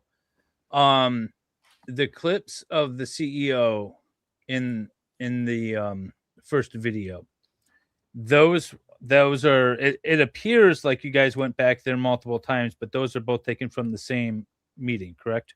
Correct. Okay. Yeah, got that one right. So I knew it's he did. He's dumb, but I know he didn't wear the same shirt twice in a row. Yeah, because like, and again, don't get me wrong, I've been very like I love the story. I think Ben is fantastic. I think the only problem it's highlighted is that particularly I think this comes to light with the default cases with the lawsuits, because the way that's presented within the video it does hurt Ben. Let's just be honest. The fact that he's had to come out and make clarifications, and he goes, we've won the lawsuits, we've got the defaults, the stuff with the LLCs isn't clear in the first video, and because the timeline becomes murky, you've got a situation where from an audience perspective and from a commentator perspective, we're now questioning, okay, well, so what are we missing from the timeline? How much has happened? And you said, you know, well, things are a little bit out of line, maybe by a couple of days. But when I watch the video, I don't know whether it's a couple of days or potentially a couple of months, because Ben's flying from LA to Oregon. There's a lot of travel involved. And the timeline is so long for this. I mean, this story started really in 2024 in November. That's when, you know, the events begin. So like nailing that down from a outside perspective is really important, in my opinion, especially if we're going to start hitting a point where things slow down and it gives more and more time for these questions to build up. So answering those key points is going to be, at least in my opinion, and I'm again taking this from the perspective of hearing it in the commentary, side of YouTube. I think maybe important.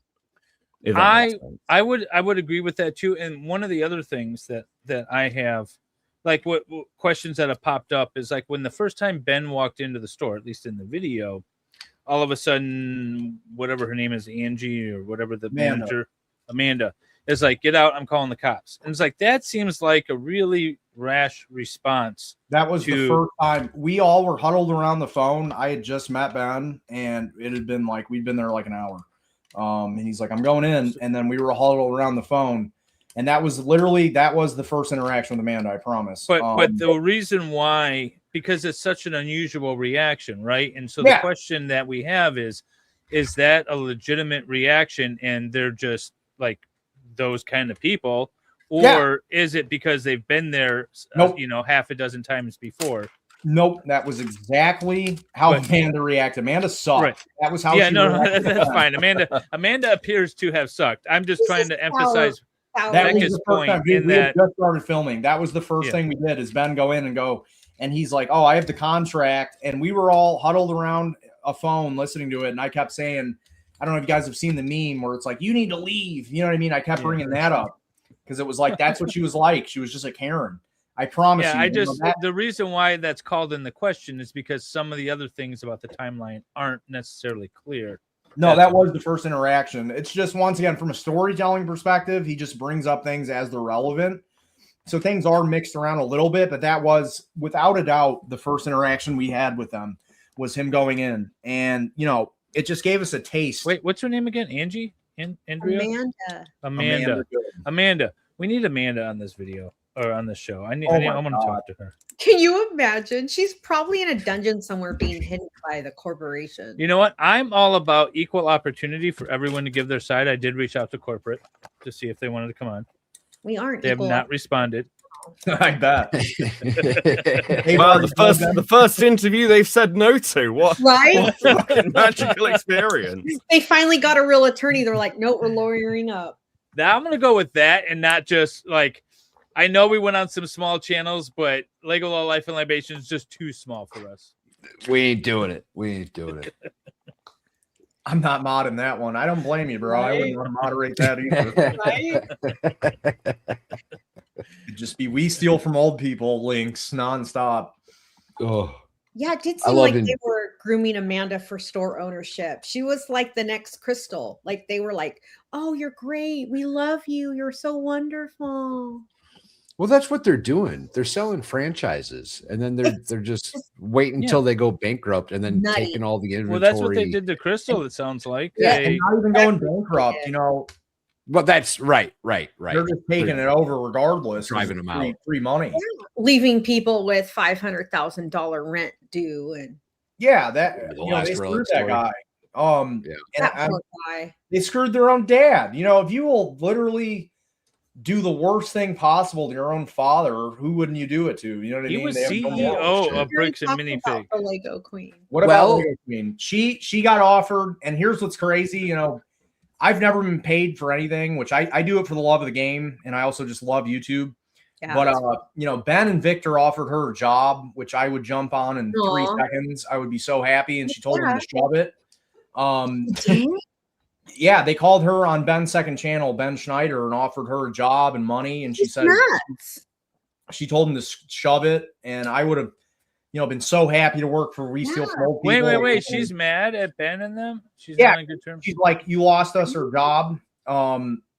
And she's, also this girl had me step on Legos and tried getting me to jump in a lake. And stuff. So everyone doesn't like my opinion on it. I'm just like, if Reckless Ben offers you a career, you probably should jump it. Yeah, right. She didn't. And I jumped at the Lego career of a lifetime. Look at me. Show this. Yeah, she only made like $1,000 a month.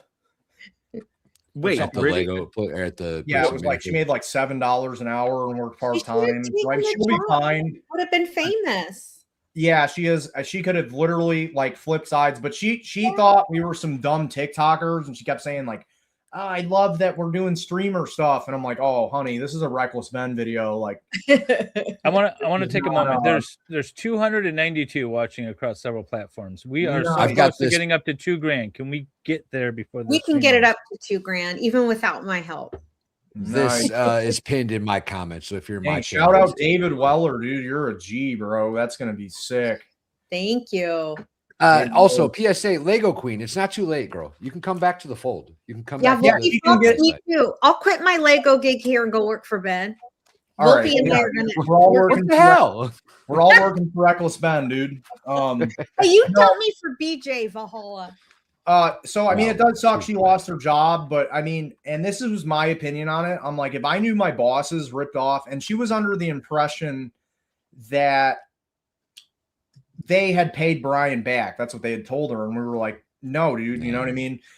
And yeah, it just the whole thing sucked. I felt bad for her too. Don't get me wrong, but like, if you're gonna work for like an immoral company, you know, I'll walk out of a job like. Definitely for that. I've walked out of plenty of jobs just for treating me bad. If they had ripped someone off, me personally, I would have been like, I don't want to work for you guys, especially for the amount of money she was making. Especially to go work for We Steal for Old People, like working with like, you know, Ben's girlfriend's Lydia. She's super awesome. That would have been like way cooler than working with Amanda and Josh. Like working with Ben and Lydia in Los Angeles would have been the sickest thing probably humanly possible. They're super cool. But instead she told him to leave her alone. So that's what happened with the Lego Queen.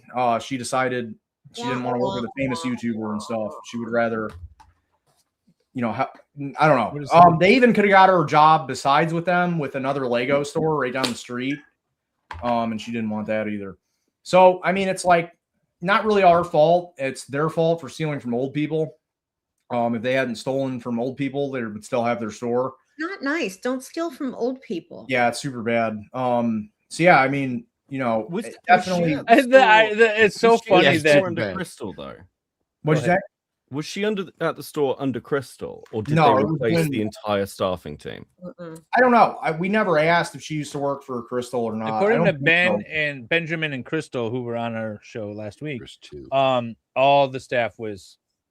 I thought there was two that worked for both of them.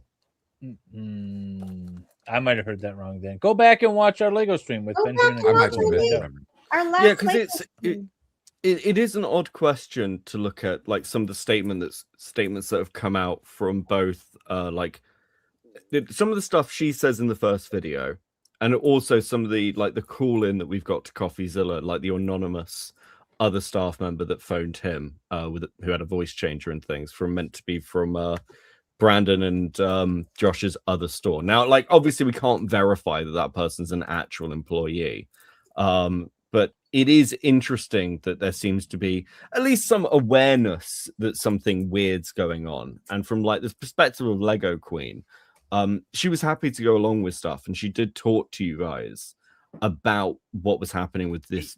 Even after she found out who you were, too. Yeah. Yeah, it's like I said, she was happy. She's like, I love being part of some streamer stuff, but they just thought we were some TikTok kids. You know what I mean? Yeah, a lot of people don't even know he's a 30-year-old man. He's not a kid. Right. Yeah, Ben's a full-grown adult. He's also, like I said, probably one of the smartest human beings who's ever lived. He comes off as so disarming too. I could see Yeah, why you would just underestimate he would him. be able to do what he does.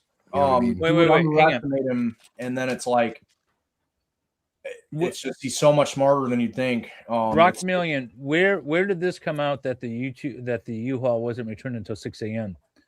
Where did you hear about that? Was that on BJC's or something, or? Well, we got the U-Haul scoop directly from Crystal and Benjamin. Well, no. But corporate said, or they Brandon said timestamped it at 9:43. Sorry, 12:43 in the morning. Yeah. So where did it come out that it was actually returned at 6 a.m.? Not that I'm doubting you. I'm just wondering where you heard it, because I'd like to see that. Yeah. YouTube video just dropped today. Which saw that channel? Too. Let me check. Okay. Appleseed Jimmy or something. Appleseed Jimmy or something. Interesting. No. Yeah, it's very difficult to pin some of the stuff down like that. Did they though? Dug up the actual U-Haul receipts. Yeah, but I'd have to see that video. I'd have to see that video. I mean, again, it wouldn't surprise me that they'd lied. They've lied about everything else. Why wouldn't they? But like, you know, Maddie Appleseed. I don't know who that is. The Unchanging Jimmy. I don't know. Maddie Appleseed. Yeah, I don't know. Maddie. I'll try to dig it up, James says. Maddie Appleseed. David will do it. Valhalla will do it. All right, I got Maddie Appleseed up here now. We've got 4 YouTube streamers here. They Evidence missed. Yeah, I've got it. It's only 3 minutes long. Can we watch it? Can we? Shall we? MLS, you got it pulled up. I'd be really interested. Here we go, kids. And in the Reckless Ben case. Wait, can you guys hear it? Yes. Yep. Okay, I didn't know if I shared something. Evidence has emerged regarding CoffeeZilla's expose on the U-Haul. This U-Haul that supposedly was driven up to the store the night of the takeover. In a U-Haul to the Salem store, and he has an hour drive back to Eugene to drop off the rental truck. So he drops it off at midnight or 1 o'clock, something like that, and then heads back up to the camper trailer in Salem. And then, probably gets in at around 2 or 3 in the morning, a little bit of sleep before he has to head back to the store at 9 a.m. before the other employees get there. The timeline that is trying to be portrayed just makes absolutely zero sense. What he just tried to say made absolutely zero sense. Can we just say that was the worst? Like, I think Beckett said it right. It's like the kid with the covered in chocolate and broken. Yeah, it's absolute fucking nonsense. There's literally no other way to describe it. It's meaningless. It's meaningless babble. I think my theory is that they'd been told ahead of time, like by in a couple of hours or something. And they were like, we need to come up with any story that sounds vaguely plausible. Yeah. And they were like, yeah, listen, someone in the office who was like, yeah, I'd believe that. And they're like fucking high or something. I don't know. It's not normal. It's not normal for a grown adult to just sit there and lie to your face repeatedly. It's not. After you know what I mean? Like in that interview with CoffeeZilla had him change his story 3 different times in the same conversation. Oh, good. And he just did it with no abandonment, like nothing. There was no reservation. He was just spewing lie. Oh my god. Well, my theory is that his little wax mustache thing. I think he's using some sort of like toxic chemicals, and it's just started to affect his brain. He's constantly like sniffing. Super glue. Yeah. He's just sniffing the fumes from his own mustache. Better than what we thought. Hey, that mustache was cool when he was in high school, man. You heard it here, y'all. That mustache was cool during the silent movie period, where it was the villain who'd tie people to train tracks. That's when that mustache. You heard it was here. in vogue. Shout out here, boys and girls. My best friend. You heard it here, boys and girls. My bad. I'm gonna take this one. I'm gonna take this joke. God damn it. You heard it here first, y'all. Beckett claims that Ammon is basically a radium girl of 2026. Yes. True. By the way, Valhalla, speaking of taking something, I have to show this because I meant to do it earlier.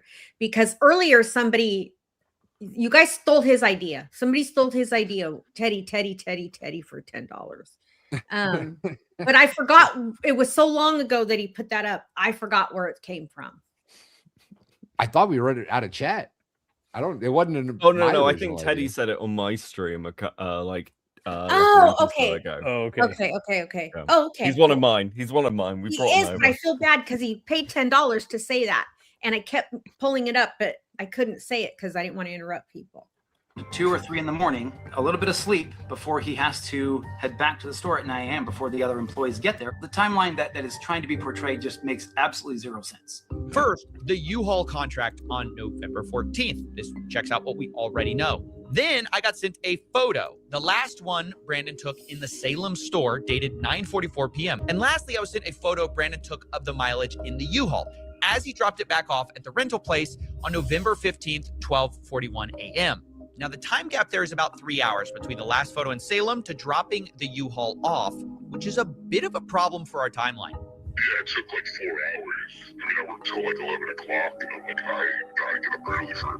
By the way, I just want to add one thing. There is a corroborating witness that's disinterested in this whole case The neighboring salon remembers this night specifically, at least according to Crystal. Remembers this night, the neighboring salon in Eugene, Oregon, remembers the U-Haul truck and showing up and them unloading because they were there forever and they were really loud and she had a late client there. Yep. And so that person's been talking with Crystal. I just want to point that out. Yep. For any who missed our Lego stream with Crystal and Ben. It was a good We stream. moved 4 hours of Legos out of this truck. So there's actually two different things that are going on here, just to help you understand. Back on the 24th of October, there was a U-Haul that went to a storage unit in Salem. One of the most bizarre stories I've ever heard, to have a U-Haul thing back to back. One of the times you're picking up Legos, the other time you're not, you're taking a camper. So as weird as this U-Haul thing is, the timeline just doesn't fit, to be honest. If it took 4 hours to unload, you can't also drive to another city, load and unload and drop off the U-Haul in that time. But still, even if this is true, it's pretty weird. But did you know that timeline may be false? And we have new evidence to prove it because some Redditors have gotten into this. First, My BR Has Wings pointed out that the contract number can be used on the U-Haul website to pull up the receipt.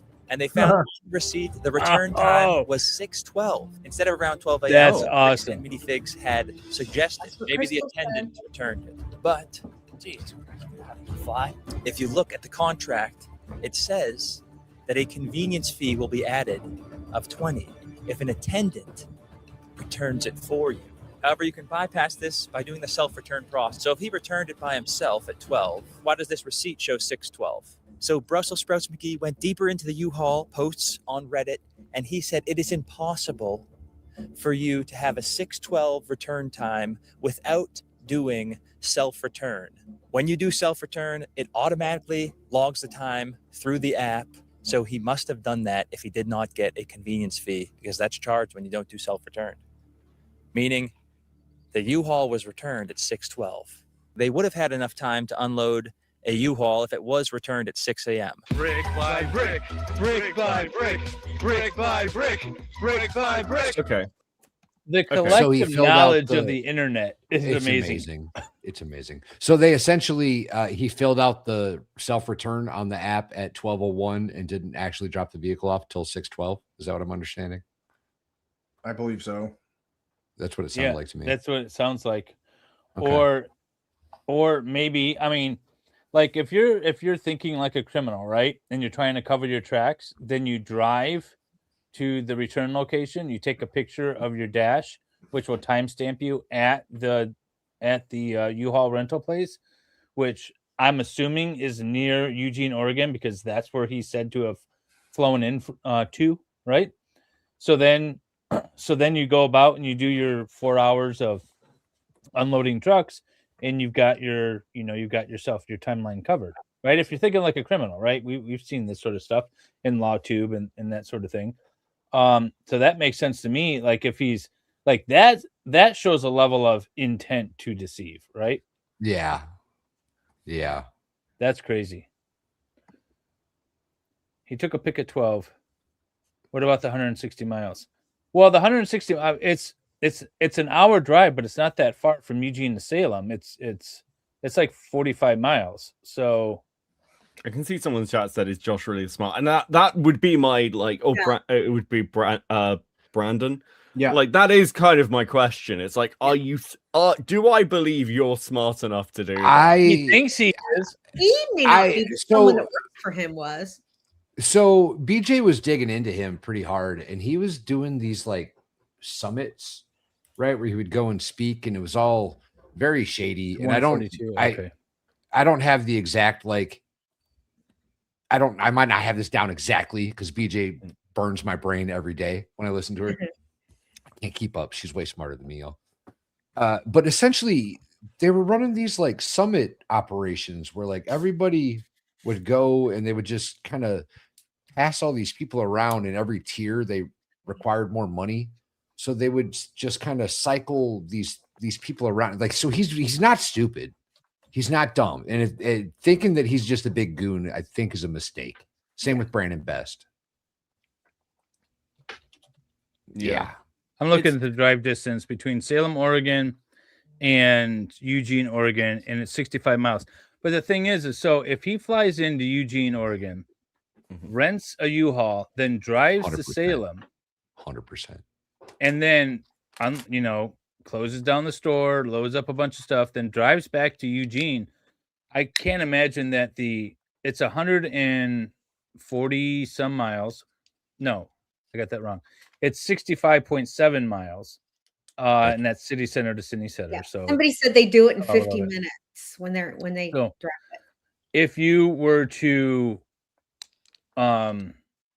if you were to do that and then again go to the U-Haul location, take a picture, timestamp and all that stuff, it can't be that far from the Eugene, Oregon store location. It's in the same city. So that that makes sense to me. Allegedly, Monkey, his truck was allegedly. Tyler Swain says it's 45 minutes in the middle of the night with no traffic. He's like, I live in Salem. Eugene is 45 minutes in the middle of the night with no traffic. Makes sense. Wait, MLS has a lot of homework to do before her stream. Oh, you're talking about BJ's stream? I'm so excited. That's all MLS and Valhalla do every day is homework on this case, y'all. Because guess who reads it? There has been Sheldon, how are you coming on your Lego build, by the way? Oh, it's going You love that. Not very good. I've never built Legos. I think. Oh, never? Never No. built Lego? No. I sent him too many. I should have sent him a Duplo set. I got the. You leave Sheldon alone. We're not all Lego people. Sick. I don't think that's supposed to do that. Yeah. He made up I his just built that own. set. That doesn't look right. He made up his own. Dan McNeff was never a victim in the lawsuit filed by his kids. That was the business. Well, according to Dan McNeff, he was. According to Dan McNeff, he got his business stolen by his kids illegally. Now with the judgment, he has clean hands in all this. BJ today connected a couple of dots, and it appears that Dan McNeff is actually kind of still the boss of the bricks and minifigs thing. Really? Yeah. But do you And think why it's did one he of go these on things where public he's- record and say that his kids stole his business from him illegally? Do the It's McNaffs have the most? Well, that's not the only thing he said on record, though. He also was like, "Well, now I'm being harassed and attacked. It's nothing to do with me." Yeah, he And it played is the one of victim these real hard. It's one of these things where it's like, potentially, did he sit down and go, "Listen, there's other things going on. You can have the business, son. You've always wanted to be a CEO. Yeah, I remember you when you were younger, wanting to be a CEO. Well, I can make your dreams come true. You take over the business, and you take it from me, and I have no liability left. And The whole I'll still thing, run it. the whole thing This is what we're apparently talking links about. back to legally I mean, mined. I think what happened is Dan McNeff hit an age where he was considered elderly, and then I don't think so. And I then don't think Amon so. decided to steal the company because he was old. You know what I mean? I don't think so. Because they steal from old people. Yeah. So once he became old, clearly he was an easy target. I don't think so. I disagree wholeheartly. Why I would he think say my sons illegally removed me from that position? he's full of shit. There's But- so many lies in just this statement alone. He says Is he in the trying to statement that distance every himself single from his sons? please listen. He said in this statement that every single franchise is independently owned and operated. We know that to not be factual. We That's know true. that corporate owns some of those franchise. Well, I would it might have been be when he willing was to CEO. bet. Huh? It might have been when he was CEO that they were all No, franchises. he's saying today. He's saying in regards to the harassment today. Every one of those is independently owned and operated. That's never been the case with this company. This statement is intentional and it is full of inaccuracies, in my humble opinion. And I am willing to bet that he understands the situation better than anybody else involved, period, flat out. End statement. Yeah, I mean, I think one of the things that I've said, yeah, I mean, again, regarding kind of Crystal and stuff, because I do think there are some questions there with that former ownership, both to do with the bookkeeping, with her agreement with Brian, we're looking at something that happened over the course of like from 2020. I mean, this started in 2023, like when they first took that consignment on. So you've got a significant period of time where they've got this in store, and they're, and if CoffeeZilla's right, the payout to Brian total that was actually given to him was like 15 grand, which is significantly less than we would expect with a amount of Lego valued at what it is. So there's definitely questions there, and it comes down to, like, Crystal's one of two things: is either there's either stuff that's been lied about, there's misleading things, or, as Crystal seems to indicate, she was not in a very good place. Her bookkeeping went downhill, and she was, and her and her husband were going through various things because they were trying to flee the country. So it could be either, but there's a real temptation in stories like this to go, well, here are the villains, here are the good guys. And, experience tells most of us that stories like this are much more complicated than just good people, bad people. So I wonder whether, like, Valhalla's right with the dad, where it's like, yeah, they're actually still involved. There's no reason to just take people's word for it, because, yeah, I mean, people are just lying at every turn in this. Well, that's how the mafia operated, right? When the boss was in charge, then all of a sudden, when the feds may or may not be looking at him, all of a sudden he's infirm and walking in a with a walker in a wheelchair, and he's the sick, feeble old man. Yeah. Well, but then if he was a sick, feeble old man, Amon McNabb would have stole money from him. Exactly, because they steal from old people. You know what I mean? I mean, again, this comes back to the timelining thing. It's like the early stuff with just before all this happens. So we've got like a 20-day period when Crystal first calls Bam, and then Brandon comes in, does the secret shopper thing, and then 20 days later, Brandon comes in to take over. There's not a single person on the planet that can convince me that he wasn't casing the joint and seeing what Lego sets were in there in that video. Oh yeah, I completely. I think that there's definitely they're inventory taking. They're like, well, we're going to take this store over, in my opinion. Yes. And I do think, again, from what I've heard from other store owners, it seems to be the case that the redistribution of stock, for whatever reason, whether it is to minimize losses or it's because things are then, because I think someone was saying I think it was the potential employee in the CoffeeZilla video was saying, well, some of this was in cash in hand potentially. Don't hold me to that. It could have been someone else who said it, but there's questions there. But it's like at the point where you're like, I'm checking out the store. That's when we'd expect you to her to contact Brian. So it's very hard to tell with stories like this that's so long and convoluted what's a genuine mistake and what's dishonest. Well, and Brian's stuff wasn't the only. He wasn't the only consignee in there. I mean, there was all kinds of people's stuff was still in there, not just. Well, that's what's a genuine mistake and what is just bad actors. That's why and I saw somebody in chat that said, well, maybe he dropped it off and then the clerk who checked in the next day put it at 6 whatever a.m. But if in fact he did a self check-in at 6 a.m. instead of the 12:42 or whatever he told CoffeeZilla, that shows the intentional wrongful act.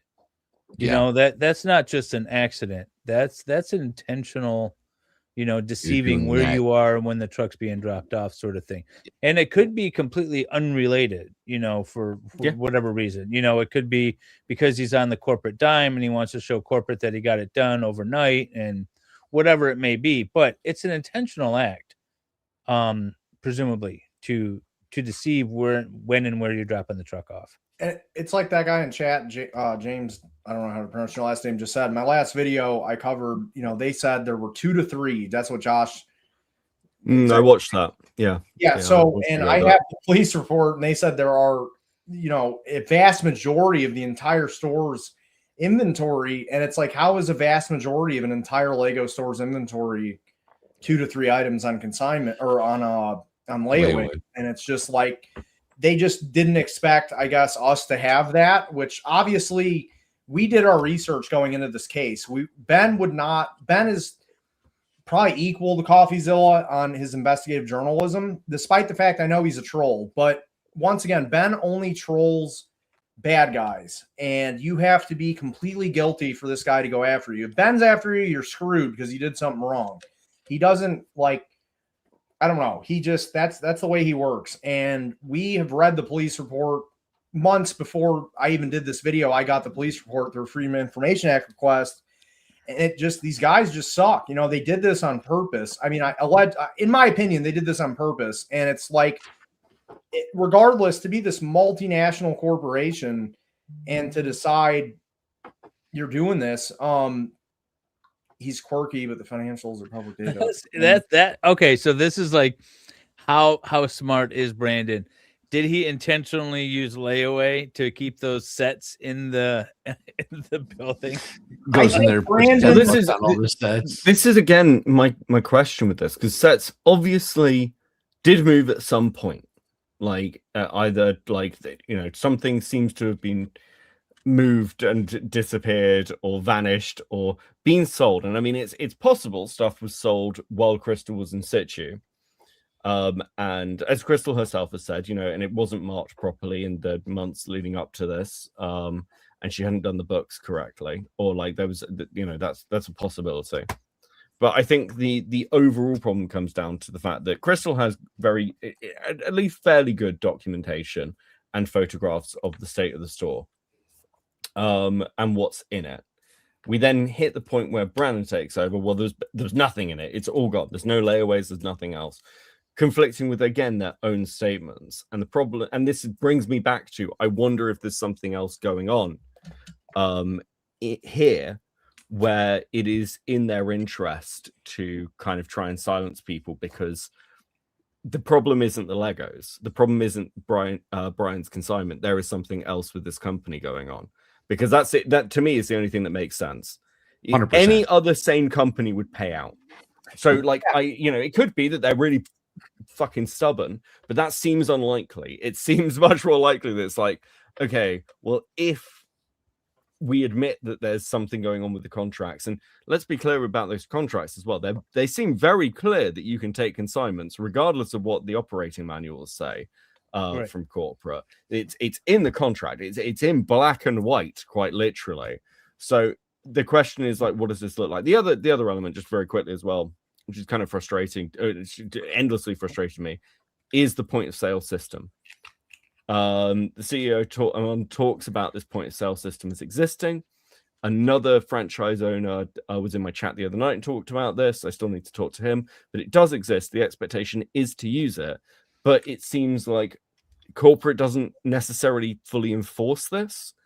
And in the first stream he was on, would seem to be saying that they're not that interested. Like they don't want to show us. They're not concerned about it. They're not that rigorous about it, which seems insane. Like, I can't think of any major retail corporation I've ever come across that's like, do what you want with your point of sale. You know, we'll pick up. Keep it in a notebook later. in the back. That's fine. It just seems absolutely crazy. So the only reason to do that, if you've got that sort of position, is because it might benefit you in some way. Because if those books aren't correct, surely if everything's above board, that is going to be a problem for you. Like that's potentially missing stock. You're much easier to steal from. The reality is that if Crystal is keeping her own books and they're not enforcing it, Crystal could have, or any franchisee owner could, steal from BAM quite a lot and not mark down effectively what they're selling at. And could themselves be skinning off the top. So there's always like little elements where it's like, how are you running this company? Any franchisee, including the corporate owners that come in to recover the store in that 4-month gap before somebody else takes it again. And then nobody knows what happens to any of the Lego. So I wanted to address this chat. Does anyone know more about the Google spreadsheet and Google account from CoffeeZilla video? We have all of that. That stuff's been out circulating. We have the spreadsheet that Crystal put together that corporate says that they had. Now, Crystal says that the reason why corporate had it in September of 2024 is because they uploaded it into the like the file sharing or the email account or whatever that corporate required them to use. So they had access to that all along. And that's why it says that corporate had it in September of 2024, even though the takeover took place in November of 2024. So I don't know. And go back and watch the that questions. video with Benjamin and Crystal because they talk about that spreadsheet. I gotta edit that down because we talk about a lot of stuff. But when Yeah. it comes specifically to the brick and minifig issue and the reckless Ben issue and all that, I gotta edit that into a cohesive sort of narrative. And also don't JP says don't forget the McNeffs took over Legally Mine. Look up what they do. It makes this drama actually make sense. It's all about getting rich quick. Yeah, that seems like to be Sheldon was saying. That yeah. seems to be the parent company. That seems to be the company that actually may or may not own bricks and minifigs. But their MO is like hide all your stuff in multiple levels. Yeah, of no, it's crooked. LLCs It's dirty. When that's those, like the more Sheldon said it's crooked, or he wouldn't have even cared to go after it. Sheldon, let me It's ask you dirty. this: what company, what LLC did you sue in your small claims action? What was the name of it? Oh yeah, let me pull it up. It was Salem Baker 1, I think. No, it was hold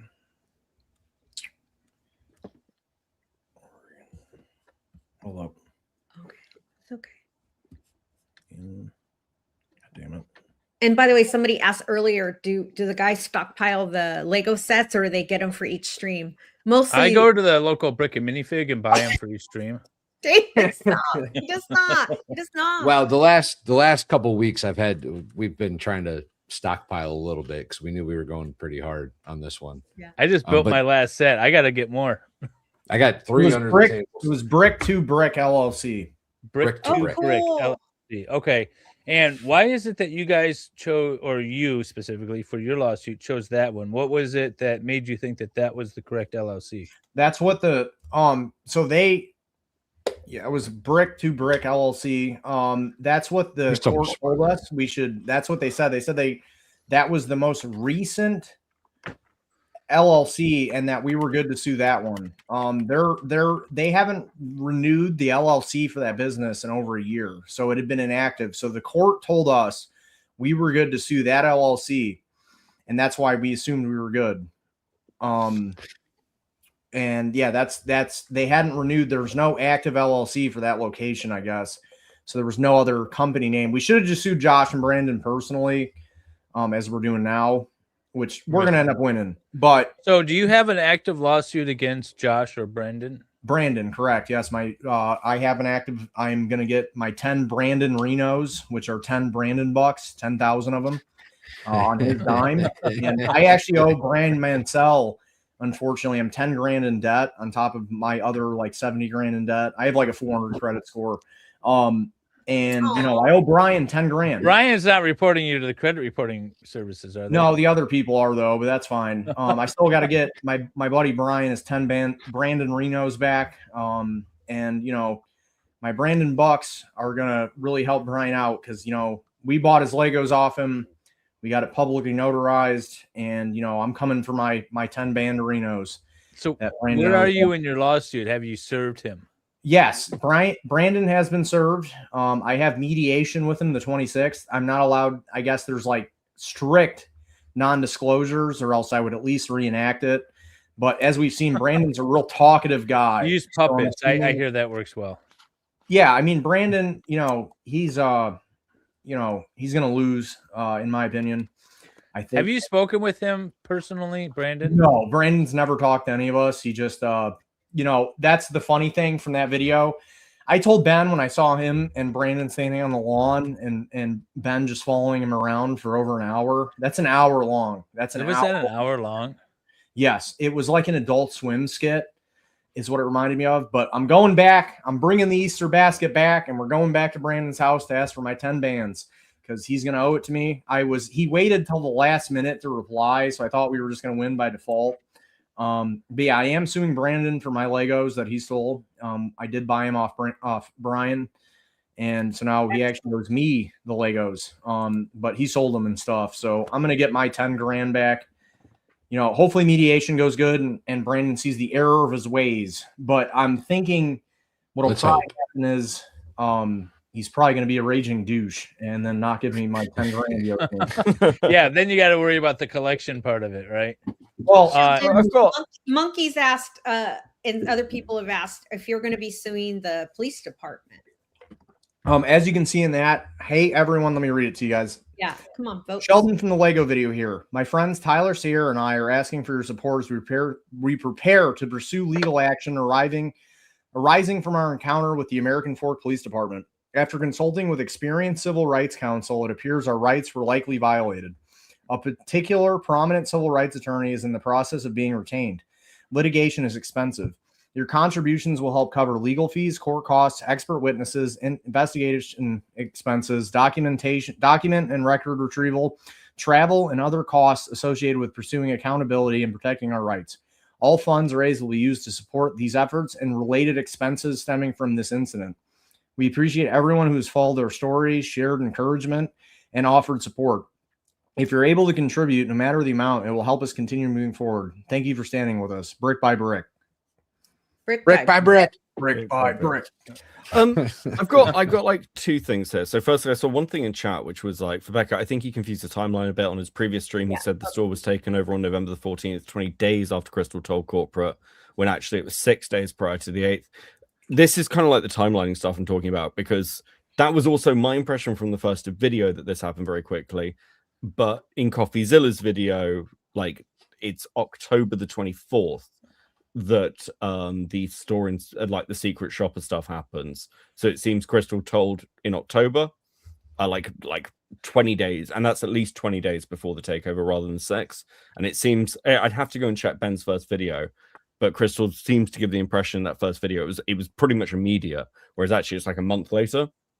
But that's just like, this is kind of like what I'm getting at with the timeline stuff. The other thing is, and this is just more of a personal interest one, you're suing Brandon Bast personally outside of the LLC. Now, when you guys took 10 grand and bought Lego from Brian, did you specify which sets you had bought off that list? Yes, we have we have each our own individual sets we picked out and bought. There's a list Ben has. So I bought, there were a lot of money worth of Legos there, and I have in a rough draft, Ben explained which each ones he bought. But I bought 10 grand exactly worth of Legos off Brian's consignment, which the consignment agreement says they are his till they are sold. Sure. So those are now mine now that they've been sold to me. So well, that's also like any, people are like, how is this legal and all this stuff? If you guys have ever owned or owed a credit card debt, and then all of a sudden Capital One is not suing you, but some collection company is, It's the exact same thing. You can assign debt and liability. And although they bought it for dollar, that's usually not how it happens. There's nothing unlawful about that. But how does this? So, like, what's the? I guess because I don't know again, I'm not a lawyer. So, like, how does this work with the fact that you guys, like, everyone sort of, well, a few people now have these spreadsheets of what's sold, what was still in store, what's in layover. How is it like? How does that particular element work? Because what if, for example, one of the sets you bought from Brian had already been sold from the store, and is kind of like makes up this amount that is apparently being pre-sold and just wasn't paid out to Brian, which should have been. Yeah, I mean, and if in that case, I'll get 9,000 Brandon Renos for Brian, and then I'll do the other 1,000. I would say no. From a legal standpoint, again, you're buying the liability of it, because presumably if it was sold and Brian wasn't paid for it, then it's a liability. It's a debt essentially that Sheldon bought. It just dawned on me, Sheldon. I don't know if you're aware. As corporate said, corporate takes on all the liabilities of the consignment, as they said in the security footage. Okay. So, and they said, Josh has said he took over the store in the unredacted body cam footage. So when they took over, whatever debts they were owed to Brian, we bought. So they owe me that money. You know what I mean? I mean, it's just, that's what they said, and I bought those sets off Brian. So by the way, the longer unredacted portion of that security video is more damning than the one that was put in Ben's first video, by the way. Oh, absolutely. I mean, it's just Josh just being like, and Amon just being like, arrest these guys, you know, here's crimes they committed, like they're police. And it's very strange. And not to give the American Police Department any credit, they suck, but you've got what they look at as kids, you know, which to me is offensive. It's, you know, we're not children. In fact, once again, you know, I'm regarded as a really smart dude, not like bragging like that. I'm a disorganized idiot. As you can tell from the Lego thing I just tried building, you know what I mean? I'm not very organized and stuff. But you know, Ben is the smartest human being I've ever met in my life by leaps and bounds. He literally, when I met him, I'm like, bro, have you ever taken an IQ test? I'm like, dude, you like blow my mind with how smart you are. So to delegate him as a child, you know, is ridiculous. You know, he's one of the most brilliant creative types of our entire species history. And it's just, I don't know. So, but from their perspective, you've got this dumb skater kid and his friends from California, and you've got a CEO, you know what I mean? But at the end of the day, like the police should have done an actual investigation. And I guess I'm kind of just going on a tangent here, but you know, it's a pet peeve of mine. They keep calling us like kids and stuff. Cause it's like, I know for a fact, Ben's the smartest guy I've ever met in my entire life. And he just is unbelievably witty, as you can tell from, even if you look at the lawsuit, it's like turn and go home. It's just nonstop. He is just hammering you with the funniest, most witty things I've ever seen in my life, nonstop. I will say that I think Ben is the smartest man in the room in this whole video, you know, or this whole series of videos. 100% for sure. That's where his whole, and it's funny because, you know, on other videos I've seen Ben, and this is something people have said in the comments. They're like, oh, I'm glad Ben can't act. Ben is such a good actor. It's scary. You guys will be amazed when he goes undercover. You would never know who he is, but he doesn't put on a facade for his videos. When the camera stops rolling, he's the same guy. And it's like, it's because he's not putting on a facade. Like to Ben, external stimuli doesn't even exist. He is just Ben. But if he has to go undercover for a role, he's going to kill it. He could be one of the best actors in Hollywood, probably possible, from what I've seen. And it's mind blowing. It's phenomenal. But once again, he's got a genius level IQ. If he were to be like, I'm going to pursue this science or anything, he'd kill it in that. But Ben cares about videos. You know, he's a creative type and he's just a creative genius. So to delegate him as this child and act like Amon McNabb because he's a CEO of a company that steals from old people is like above him was the cops' own fault because Ben had figured everything out. Once again, if you think, you know, in Lego Part 2, we had so many bits planned. And, you know, I went on my interview earlier and I said, you know, I had a really funny bit where I was going to convince Josh's wife. We had rebooted the show, which is a Mormon show in Salt Lake City called, it's called My Husband Isn't Gay. And it's a Mormon show about clearly gay men that,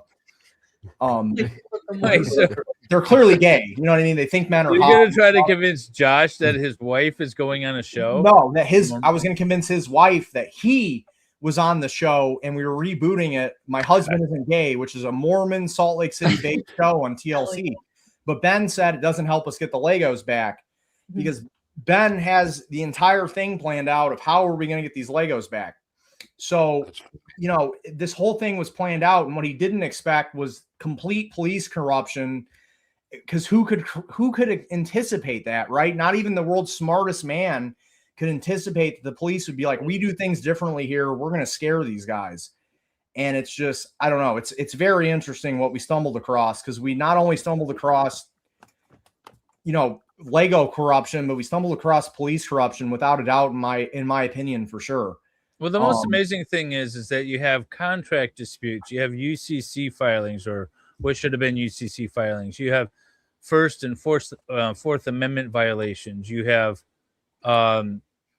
RICO, and not by the ones that are alleging it, but by the ones that are, you know, the ones that are alleging it are potentially perpetrating the RICO violation. It's just this case has like every level of law involved. It's. I mean, you have Bailey, Baylor. These are like historic common law things going back to the Roman Empire, which, you know, how products are sold and delivered. It's craziness. This case has everything. From a lawyer, it's really fascinating to look at. from someone who's not just sort of like stepping back and watching it. It's a crazy ass story where there's a lot of hands in the mix, and I think at the end of the day, BAM did absolutely the worst thing that they could have done to themselves. And they're only, you know, we gave them the easy way or the hard way. And I've said this in my videos, you know, you've got the easy way, you chose hard way, which if Reckless Ben gives you the easy or the hard way, please choose the easy way. Do the right thing. And then careful now. That sounds like a threat. Well, you know, and lawyers even reviewed this. They accused us of extortion at that point, and Ben was right. Us catching you guys on illegal stuff is illegal on us, and it isn't. It is not extortion. Well, it was not a threat. They literally tried to extort Brian and Ben and said, if you make an apology video or write an apology and you take down all the negative reviews and you post positive reviews, then we'll give you your Lego back. Well, in my assessment, that is extortion. They had us sitting in the parking lot writing 5-star reviews. I'm calling everyone I know. I'm writing these 5-star reviews. You know, I switched it to a 1-star review that says, you know, this guy asked me he would give back stolen Legos that he had in his cabinet for Brian. And then, you know, I've apologized to Brian. I got really drunk and I'm like, we're going to get these Legos back. So I'm like, I tried talking Brian into, and he's like, no, fuck that. I'm not doing it. And I don't blame him. You know, after getting a taste, and, you know, Brian, we dealt with this for a week. Brian Mansell had dealt with Bricks and Minifigs bullshit for an entire fucking year, dude. 18 months. After experiencing it firsthand, the gaslighting, the lying to the police, the saying we said threats that I know for a fact, I was there. Once again, I've said it in all my videos, Ben is like a human golden retriever, dude. He doesn't get mad. He doesn't hate anybody. He doesn't even get him threatening somebody with violence is like the most absurd notion to me, possible. There is no level of Ben being violent to anybody, much less threatening it, which I guess actually doing violence is worse than threatening it. But him saying even a swear word would absolutely blow my mind. There's not a single time he swore.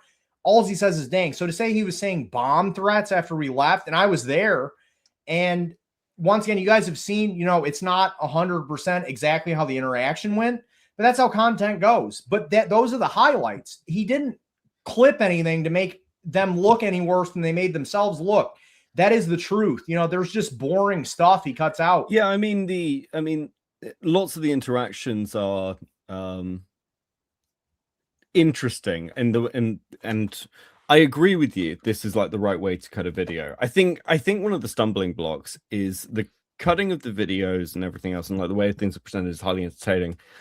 But now you're in a court, and now you're dealing with legal stuff, and now this is like shifted. So, but like it's like let's focus on like one particular point, because we talked about the extortion stuff. Ben is on the phone with, I think it's Josh, where Josh accuses him of stealing the Legos. Correct. So, and that seems to be, and just timeline wise, so this is after they've done all the conversations about if you put up an apology video, if you take down the reviews, everything they asked, everything. So can you fill in kind of like the pieces around that call a little bit? I mean, how much, because that can be helpful, because I like that call seems to almost come out of nowhere in some respects. Yeah. So what ends up happening is when Ben, so that's why I say we did trick him, right? So I wasn't there for that. So I drove all the way up there. We all said goodbye. It was raining. I went home. When Ben's on the phone with Josh, when he says, you're the one who stole the Legos, Ben is there with a different crew that he assembled to try and that's when they're serving all of our lawsuits. So I wasn't there for that. So that is in the correct order. You know, that was probably a month past, and they didn't realize that we had already, and that's why Ben does a flashback. They had thought the lawsuits were fake as well, which was the point of the video, right? We were like hitting them with all this nonsensical troll stuff, but Ben, once again, doesn't do a single action without a goal. So Ben wouldn't just troll. So that's why it's like, I guess calling him a troll, and no offense, is incorrect, because Ben would not have just trolled somebody if it, once again, you know, I'm more of a troll than he is. If I'm Eric Andre, he's Nathan Fielder, right? Like would it be fair to say he uses troll tactics? No, I think Ben outsmarts people. I don't think necessarily all these troll tactics. A troll just does shit because it's funny to mess with people. The entire thing Ben did was a purpose, right? He's like, I'm going to make them think all this stuff is fake. So when the real lawsuits come, they're going to think it's fake too. And they did. They thought it was just nonsense. You heard Josh on the phone be like, that isn't how the world works. But what he didn't know is that Ben is way smarter than them. So we agree that there's like different levels of trolls. Like, Ben is not Johnny. Yeah, I don't say it as an insult. I say it as kind of like so here's okay.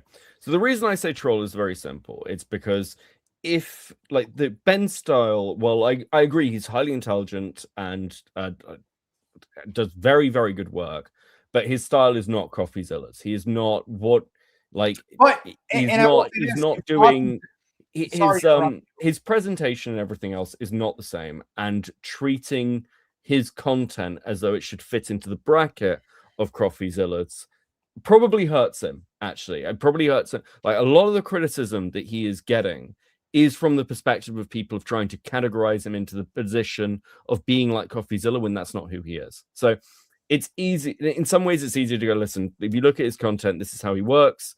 And you should understand him through that lens. And so I understand why you push back, but I really don't mean it as an insult. I think if anything, it just makes him easier to understand. Well, I think, once again, Ben does nothing without a purpose. There's no just like, and that's where, and I understand Ben has even said, in the King Commander series, he's like trolling Russ's Facebook, and he's like claiming he hacked into it when he's just trolling Russ. So he trolls for sure, absolutely, but the guy always deserves it. Like, that's what I hate. It's like a guilty laugh. Yeah. I mean, again, like I don't think trolling is a dirty. I don't treat that as a dirty word. It's like we're on the internet. I consider myself a troll, but just not that successful of one. Well, and you're right, Ben does troll, but it's like you have to be completely definitively guilty, right? Ben is not going to just go after some guy, like, once again, who works at like let's say someone's shopping at a grocery store, right? And you watch someone troll them. I'm like, that's annoying. Like, they're just trying to shop for food so they can survive. And it's like more of a guilty laugh. But when Ben does it, it's a guy who stole from old people, right? Or tortured people and made up a fake I'd say like, look, this is a stylistic description, not a moral condemnation. I was going to say, I think you guys are misconstruing the terminology troll in this one. Trolling, in my opinion, is a good thing. Dave's a great troll. I appreciate Dave's trolling ability. Sheldon, you're a great troll. I appreciate your trolling ability. Without a doubt, Ben trolled throughout those videos. Yes, and he did it immaculately. And it made me so happy to watch it happen in person. Well, yeah, so I'll agree. I'm just saying, it's like, if you're going to compare him to CoffeeZilla, but I think if you had taken CoffeeZilla, and I love CoffeeZilla, I think he's next to Ben, the best investigative journalist on YouTube. But I think Ben is the best. I think Ben goes undercover in cults. He actually completely exposes the bad guys. He actually goes in and he trolls for good. And it's like, you deserve it if Ben's after you. He does not go after anyone who's not a bad guy. If Ben's after you, you did something so bad. You stole from old people. You tortured people. You run a cult that says, children should be abused. He does not go after random bad guys. Random people, it's like he did his investigative work on this. And it's like, if CoffeeZilla had hopped on this case, why didn't he? Why doesn't CoffeeZilla have a tip line because that's how Ben got involved. He has a tip line. And it's like no one, and that's the kind of the thing with this case, all the criticism. Well, where was Brian's $500,000 GoFundMe after this happened without Ben? It didn't exist. So there was no good ending for the Mansells without Ben's intervention. So whatever methods he used to get this going is irrelevant, because Brian, in the alternate universe where Ben didn't stop in, was just still dealing with the same shit we're dealing with right now. Lawsuits, bricks and minifigs lies. As you guys have all seen, as the audience has seen, it's all they do is lie. And it's like, we have corrected a wrong, and that's why it's like, it's super annoying. We got to deal with this RICO suit. They did something wrong and they got caught, and that's what they're mad about. This is their entire, entire life has been built. Yeah, I around, mean, you know, I agree with you when we're talking about corporate and indeed some of the stuff with American police.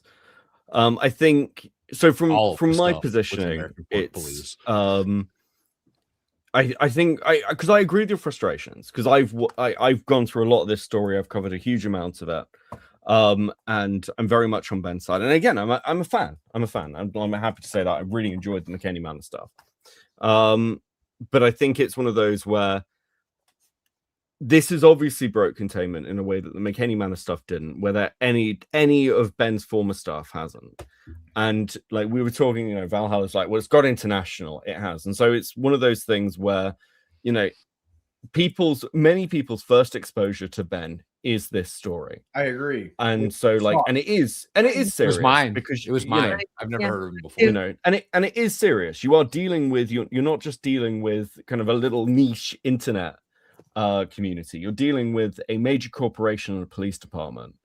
And that is obviously going to draw certain kinds of scrutiny, as it does with any story. And, you know, any of us who've dealt with anything that's kind of big, like with the Mr. Beast stuff years ago, or, you know, some stuff, you know, that happens every year, or Dr. Disrespect or whatever, where like you get these bigger stories that have much wider appeal. And you're obviously going to get much more opinions thrown in there. And I think that's reasonable that you're going to get those questions.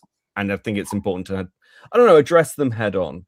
And I think when we look at Ben's sort of previous work over the last several years, this has all kind of been leading up to this. So, you know, he's creating a lot of fans, but as you become kind of popular, you become well known, and you have that massive breakout thing, you're also going to get your detractors, because there are other people who are going to go, well, you know, yeah, sure, the corporation's bad, but look at what's happened to the franchisees, who are the, you know, in some ways are also victims. Yes, yes, some police officers may be bad, but maybe plenty of police officers are good. I mean, this story has also become a focal point. I've seen this, you know, regurgitated a few times. Wow, this is a display of police corruption. That has been a genuine narrative that has come out of this story. So it's not just, you know, it's almost a bit of a joke now, a bit of a meme to be like, well, the Lego story. It's not really the Lego story. It's the corporate corruption and police collusion story. And that is a totally different bracket. And it's going to draw some serious attention to itself from both sides, you know. So Sheldon, are you aware of the Legally Mine and all that stuff now, that deep connection? I've read into it. I think it's very strange. I'm also, once again, there's nothing short of violent crimes that Amon and his brother could commit that would surprise me as a person. You know, after witnessing the way this Lego company, and it's like we're going into a Lego company's headquarters, and this is you know, they said we made bomb threats. It has nothing to do with corporate Lego out of Denmark. Please sponsor us. It is, in fact, Bricks and Minifigs that we're meaning to say. Please sponsor these guys, Lego. You know, you guys have an opportunity to be a hero right now and just condemn these bad guys. Wanted to make that legal distinction. Is Ben aware of the Lego? I don't think me and Ben aren't Lego guys. So I don't think he knew. It sounds like it's kind of like saying fish isn't fishes. You know what I mean? I don't know. That was a question in chat. Oh, Lego versus Legos. Yeah, but a lot of people don't know that. Yeah, I mean, we're not Lego guys. I mean, I built this thing. This thing's pretty sick.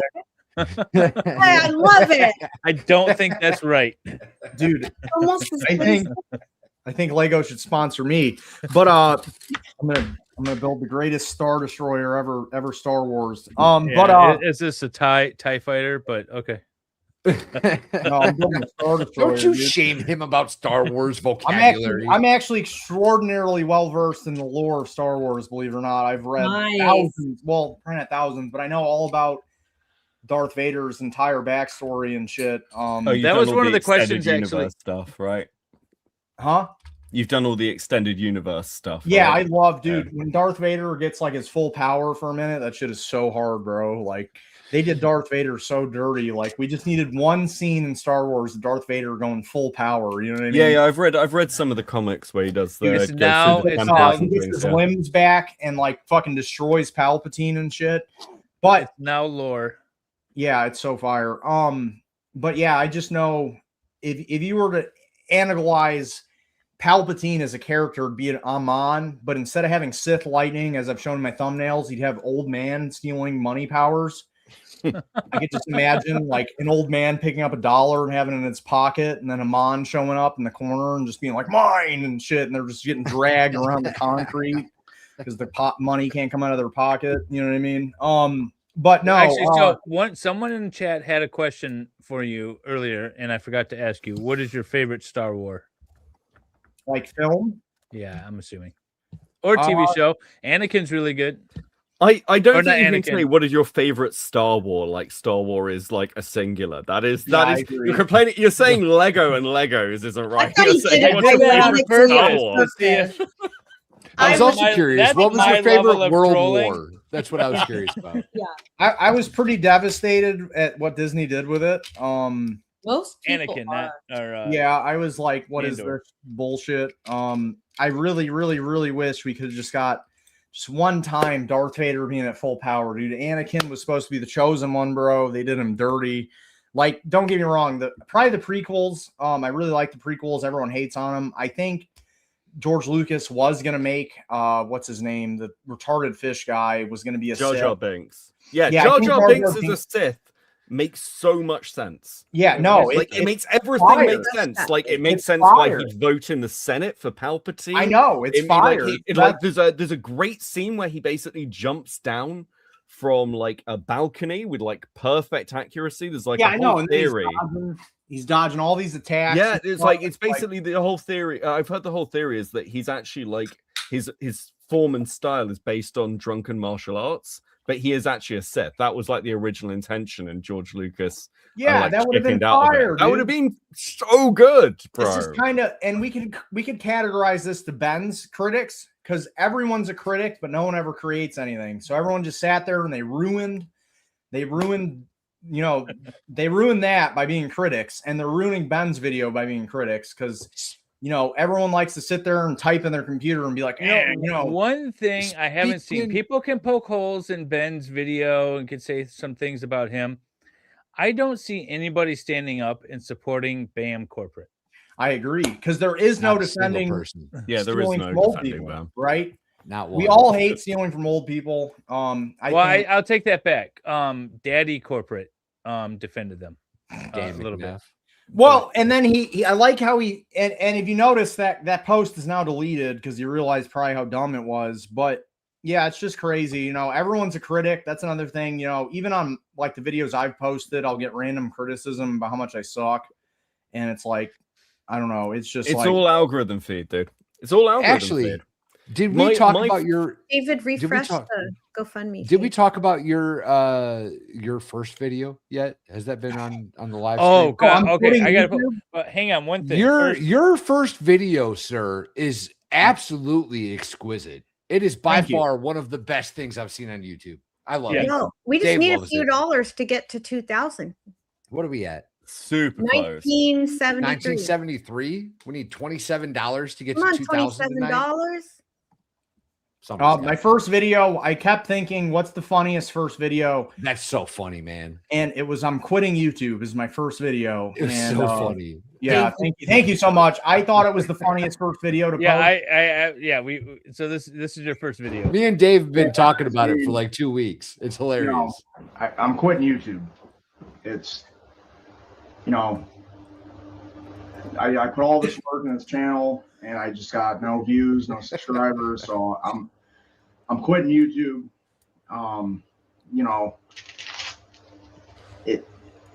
It's hard. You start this channel, you post one video, and you get no views. I've never even posted a video. It's crazy. Here I am with the channel with no subscribers and no videos, and I'm already quitting.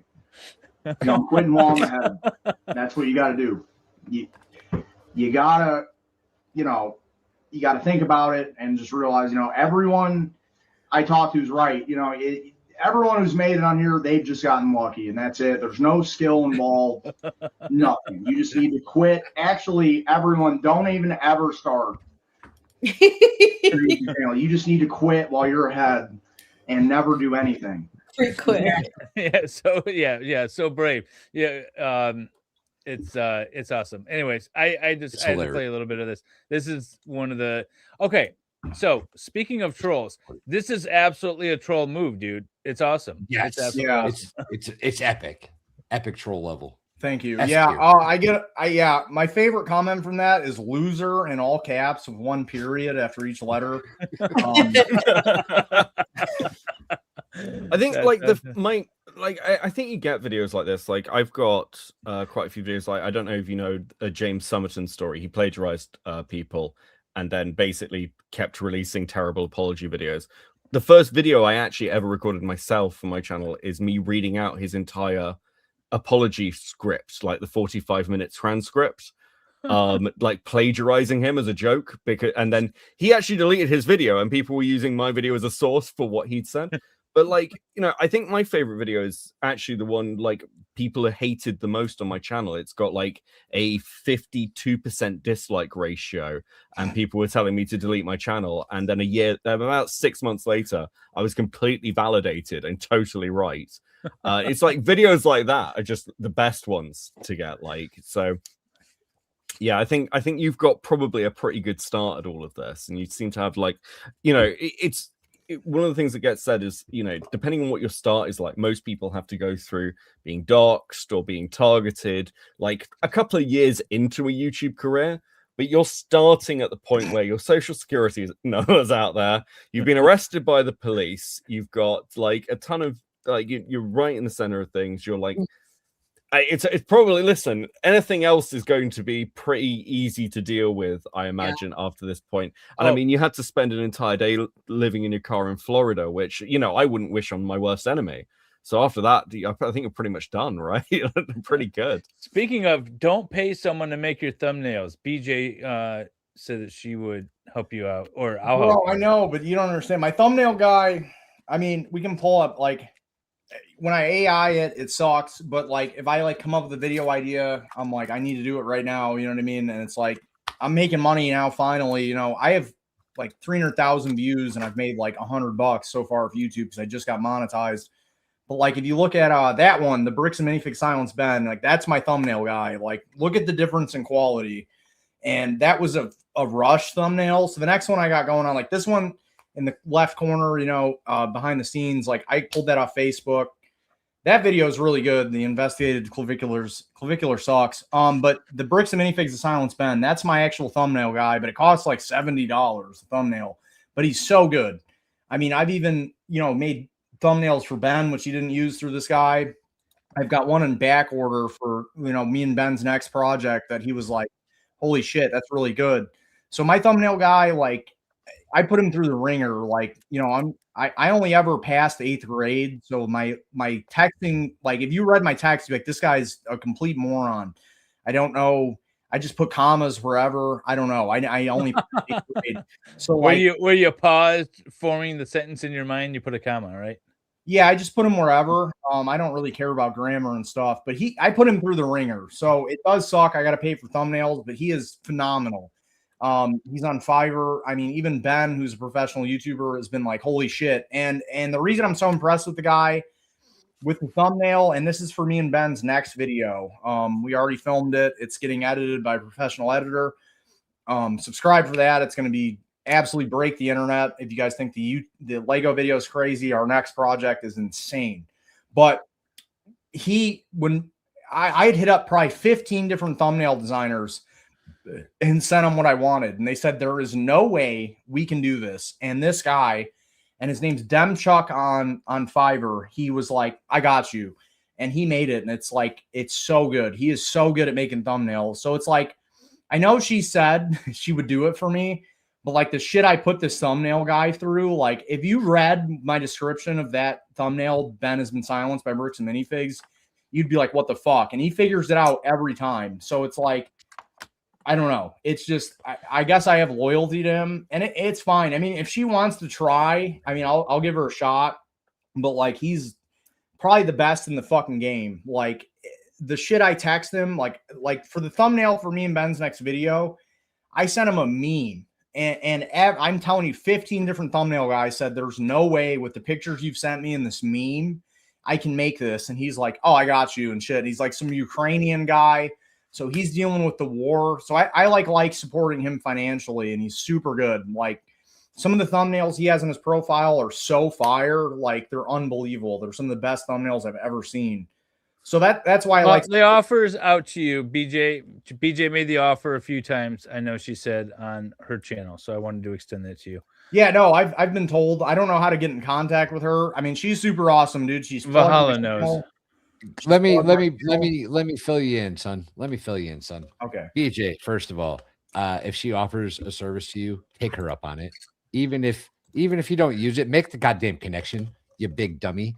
Okay. Also, her email is on her the Star Witness page, either way, her link tree, we'll get it to you. Yeah, I'll get you her email. It's public information. We can do that. Nice. So we have a chat here that asked, did Ben do up. the audio and the music in the video? Did he like edit all that himself? Yes. And do you have any insight on the choice style of audio? It's all Ben's decision. Ben is that good at editing to where he sits there and essentially BJC is awesome. Shout out her. She's fucking awesome. I saw her. Super awesome. Yeah, she's my new best friend. She's awesome, dude. I'd like to hop on a stream with her or something. That'd be sick. This is my last Lego Law Life and Libations. BJ will be taking over for me from now on. Yeah, she's awesome. Fired us. The problem is I get so many, and I didn't even know who she was until I got sent her stream where she keeps being like, let's get this guy out of Rockford, which meant a lot. So yeah, she's super cool. As the guy that came from Rockford, get this man out of Rockford.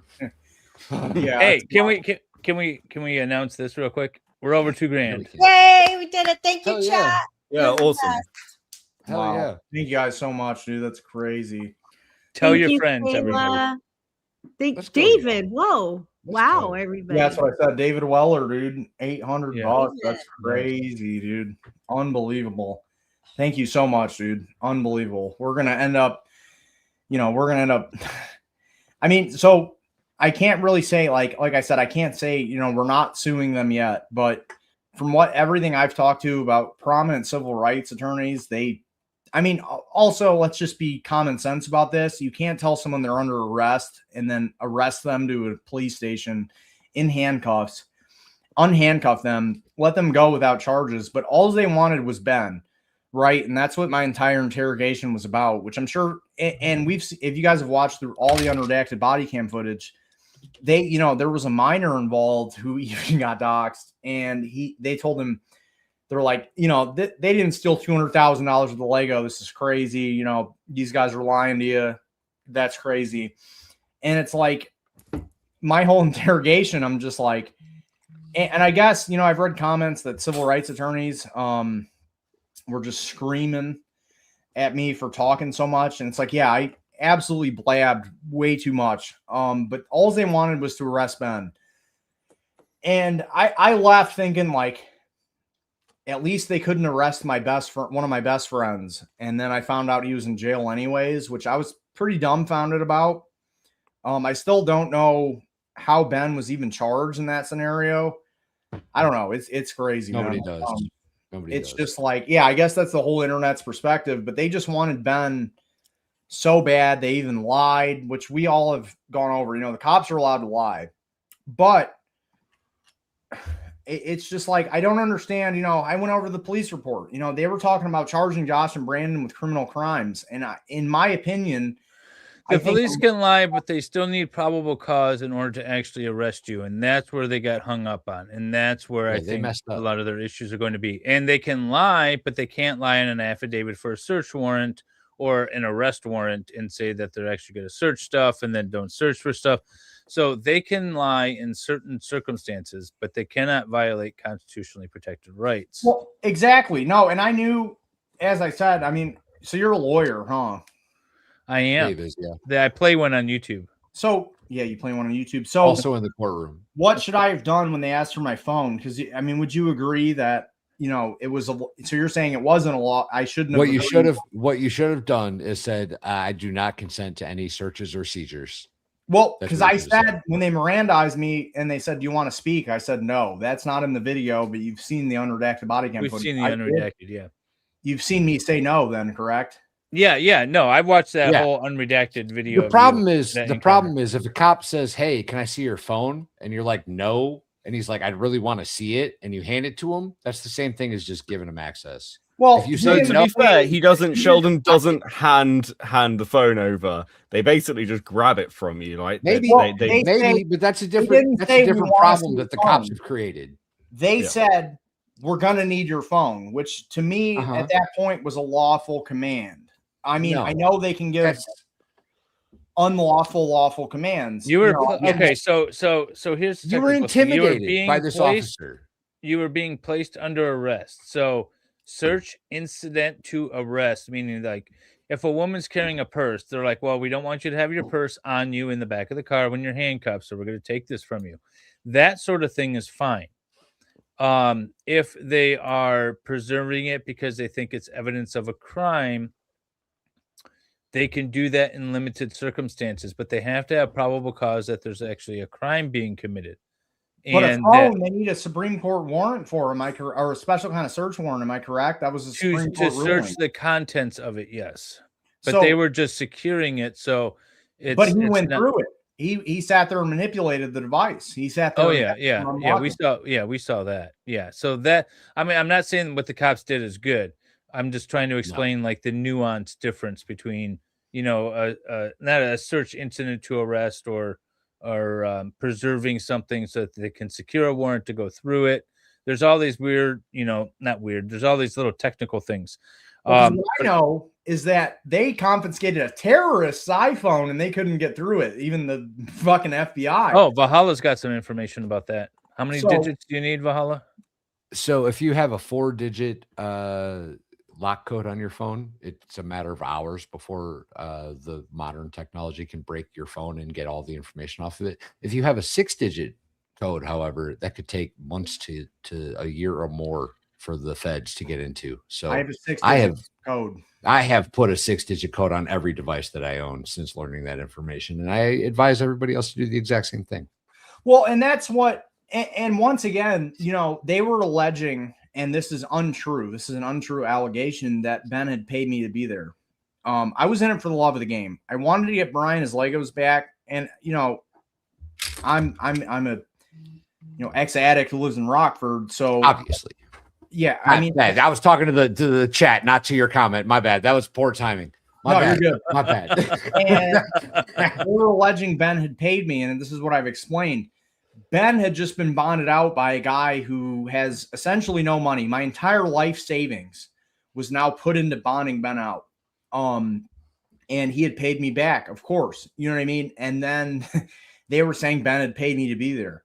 And this is 100% the truth. Ben has never paid me to do anything. I do it because he's my friend, and I believe in the videos. You know what I mean? And for them to say Ben paid you to be here, we need to go through your phone, and then Ben have just paid me the day before, for bonding him out, repaid me, which was just a reimbursement. Ben has never paid me anything, and then them to say we're going to go through your phone and go through these transactions with Ben, and then see these transactions and make it seem like, oh, he just paid you, whatever his bond was to be here when I was in charge of my own team is bullshit. You know what I mean? And it's also none of their business what I've texted my good friend. You know what I mean? Just because there was a leftover FaceTime call, which is what happened.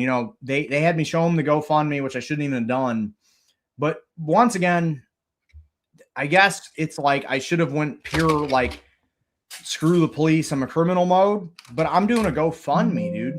You know what I mean? I'm doing a GoFundMe for Brian. So it's like I'm not doing anything illegal.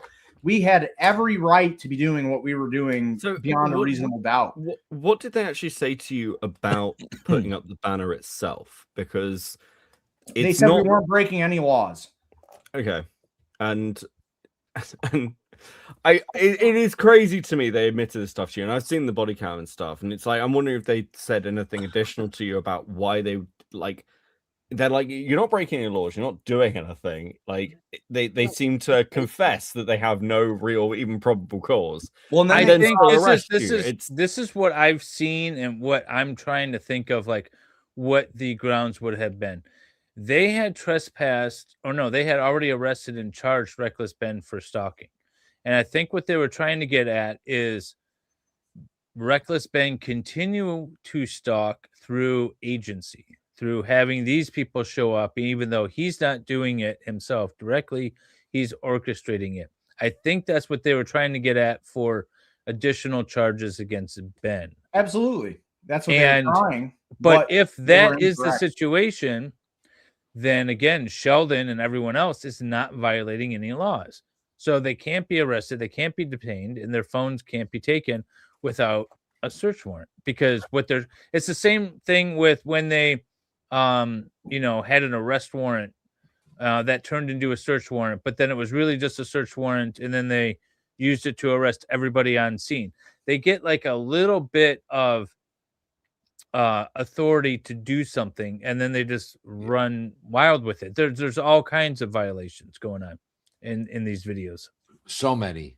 There's so many violations, man. No, yeah, they're like, well, we can do it this way. But it's they were small basically town, trying to it's small town justify their police, action. isn't it? I mean, it's I mean that's really what it is. You and I discussed on my stream, which is, I can see the claims of this is a Mormon conspiracy, but I mean, it's just as likely to be small town police protecting or overly protective of a known resident, where they're just like, but they arrested a resident of the town. Did they?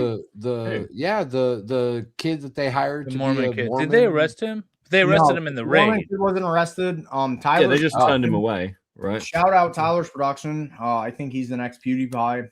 He was with us through thick and thin. He got arrested in the raid, even though he didn't do anything. Shout out, Tyler's get arrested.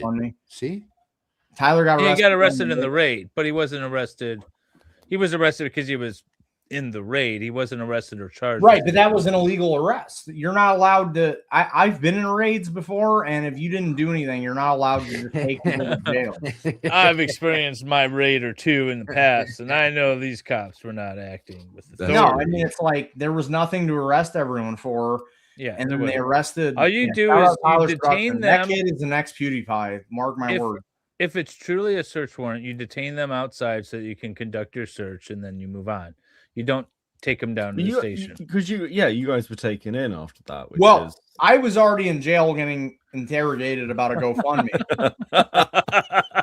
That's okay. That does clear something up actually, because that was going to be one of again, we're talking about the timeline, which is a lot of my questions. So so you were in jail, or at the station at the same time that raid was being conducted. So yeah, right. I got arrested, and then they told, and this is they basically were kidnapping. Thanks, chat. They arrested me for obstruction, which I didn't even get charged for. Then I was told I was detained. Meanwhile, the detective kept leaving the room, and I talked way too much. Never ever talked to the police that much. But I was doing two things in my brain. I'm like, I need to be able to have clippable things to the content because I'm not sure. Yeah, well, Tyler, okay, shout out Tyler's production, dude. Next PewDiePie. But so my bad, I was reading chat. But so they interrogated me for probably 6 hours. I should have just shut up. 6 hours? Yeah, it was so over a trespass. That is wild, actually. Yeah, no, it was dark by the time I got out. Those guys had went through an entire SWAT, gotten taken to the police station, interrogated, and let out. Because by the time I got out, I was blowing up Ben, and then I started blowing up Tyler's production. He came and picked me up from the side of the road because I was homeless again in Utah because I had nowhere to go. Luckily, they gave me my phone back at least. Hey, Have you talked to me yet, Sheldon did Yeah, I'm in mention part 3. Part 3 is me. he's part. Yep. Okay, because that actually helps. Because I mean that again, this is sort of I don't think this is clear in the video, but that is crazy. So they arrest you and then go for the raid. It's not just crazy; it's illegal. I mean, illegal. Yeah, it's that wasn't under arrest. I mean, that just looks like they're sweeping you guys up, and they've got you at a separate location. It's so they're unreasonable. grabbing you. They were trying to get evidence against Ben, which is pretty much. I mean, if you're going to interrogate me, I mean, normally I'd just ask for a lawyer. Please just do that. You know, I've been roasted online 100,000 times. Get a lawyer. Yeah, always. I had you my don't say phone. anything to anyone about anything ever, except I would like my lawyer, please.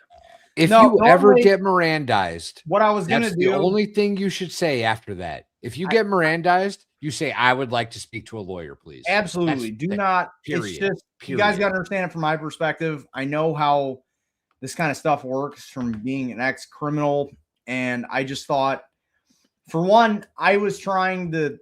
Once again, I did interrogate the detective. It's even Hassan Piker said he's like, "Who's interrogating who?" Because I'm like, so can you delete something from an iPhone from a locked screen by hitting one button or an unlocked screen? And the detective agreed, and he used passive language. But I just thought it was, he used passive language, and he's like, I believe you wouldn't. But I was like, all right, now I've got a charge. So I'm going to get this detective to admit there's no way, because I'm like, all right, now I've got a trial coming up. So that clip would have pretty much admonished me in a criminal trial, I believe, if you showed that to a jury. But then I kept talking for like 20 minutes, but I was super nervous. Understandably. Yeah. Well, Nobody's blaming and you. it was weird. I'm like, we did everything right to make sure this wasn't illegal. We had that lady's permission to put that sign up on the fence. There's security footage of my spy cameras, of my spy glasses, of me going up to her door, and they weren't recording because I'm really bad at using the spy glasses when we asked her permission, but there's footage of me asking her to borrow scissors to put up the sign. So we can prove we had her permission to be there. Oh, she admitted on the unredacted that Correct. You were given permission by her. Absolutely. to put it up. And then the police were like, "Can we take it down?" And she's like, I don't care. It's not my sign." And that's when they took it down and put it in the cop car. No, and they were. And they even asked her, like, "Are you giving it back to them?" And the one cop was like, "Well, I don't know if we can or if we have to or whatever." They had no clue what they were doing. No, that cop was one of the dumbest cops I've ever ran into. And as a career criminal, I've ran into a lot of cops, and it was just weird because now I'm on the sign of, and I don't mean, I guess, career criminal, but I guess any ex-recovered addict would tell you, they're an ex-criminal. I mean, that's what I did every day. You know what I mean? And, that's many years ago. But I was on the side of good this time, and now it's like the cops are against me, and it's like, are you guys serious? Like, I promise you, the cops don't give a fuck what side you're on. No, and I agree. It was just weird because it's like, I know. I mean, you've been in Rockford, bro. If we had hung up a sign with some neighbor's permission in Rockford, we would have got fucking bored waiting on the cops. They would have never shown up. They would have had gunshots to deal with. But we were in some bumfuck Mormon town where they had nothing better to do, I guess, than Those are the worst towns. It's like Rambo. You don't go into the nice, quiet little towns. Yeah. No, and I agree. It's just like, but still, even with that in mind, we had every right to be doing what we were doing beyond a reasonable doubt. I mean, I felt like I was in North Korea. You know what I mean? It's like, what country am I in? Hella is in chat. She says that the metas are shit also. Yeah, I had metas and they were not reliable. They were a disaster to try to work with, and then they broke. So head ass. I mean, meta glasses. The glasses. Do not use meta glasses, dude. They fucking are so. There was a guy at my work. I'm gonna try the second generation. I don't know. I had the first generation. I'm gonna try. Bro, they're so head ass. The spy glasses we use, even though they're cheap, like you can't even really tell. And it's funny because if you watch the unredacted body cam footage, Josh Johnson keeps saying they're wearing meta glasses, and it's like, we wouldn't use meta glasses. We're not that stupid or that rich. Oh, I saw. Yeah, that's true. They are expensive. All right, we're well, we met our goal, which was $2,000 for the fundraiser. Yeah, hell yeah! Thank you, I'm excited chat. about that. Appreciate y'all. I want to give Beckett, I guess Beckett and Sheldon, since they're both our guests. If you guys had any last comments or questions, we're gonna be shutting down the stream here pretty soon. Let's let Beckett go first on this one. I think. I guess my last one is like, yeah, it's a really interesting story. I think it's captured a lot of people. I can't wait to see more of it. I'm really excited to see how it turns out. I mean, it's also it's nice to get an excuse to come and talk to some of my friends in LawTube as well and talk about some of the legal sides of it. I do think that, you know, if people can clarify stuff, I think that'll help a lot. Because, you know, especially when we're getting this sort of lull, I think CoffeeZilla's video is really good as well. I personally want to see the books for the store as well. So it's those little things. But I mean, I think the main thing is like, yeah, Sheldon, I hope you do really well, generally speaking, after all this, because it's a good start. You seem like you genuinely care and passionate about doing this kind of content. And being a YouTuber. So I mean, I genuinely wish you luck, and hopefully, listen, as stuff goes on, if you want to sit down and have a chat with me as well, that could be really good. We can go over some more stuff as things develop. That could be cool. Yeah, I'm down. That sounds sick. Awesome. Hell yeah. Alrighty. Well, we're gonna send you guys off with a 20-minute exit video now. We love I've you. got Speaking my- of the trolling thing, I think we've got all the redirects. Well, I guess I shouldn't say that. I have my redirect set up to go to Turtle Boy. yeah, you're all going to Turtle Boy. Tell him we said hi. Go check him out if you guys don't know Turtle Boy. He's kind of the Reckless Ben of the Northeast. Yes, he's the old school Reckless Ben. He's the been old criminally school- charged with witness intimidation by simply Yeah. asking, "Hey, what really happened that night that police officer Turtle Boy died?" stuff is absolutely crazy. It's really Yeah. good. It's I've out. never Go covered check it, it so out. I've watched quite a bit of it now. It's really good. Been on here. Yeah, he's been on. Sheldon, We found Chloe. any last words, comments, or statements? Yeah, brick by brick, we're getting Brian his money and his Legos back, boys. We're doing it. It's been our whole goal this whole time, and Brian's getting his justice at any cost, even the cost of my money and Ben's. We're getting Brian his Legos back. I love it. Sheldon and Beckett, hold on tight. The rest of you enjoy the song, and you're about to go to Turtle Boy. Go show him some love. We appreciate it. Make sure you let him know where you came from. Yes. See you guys. Peace, chat. Love you.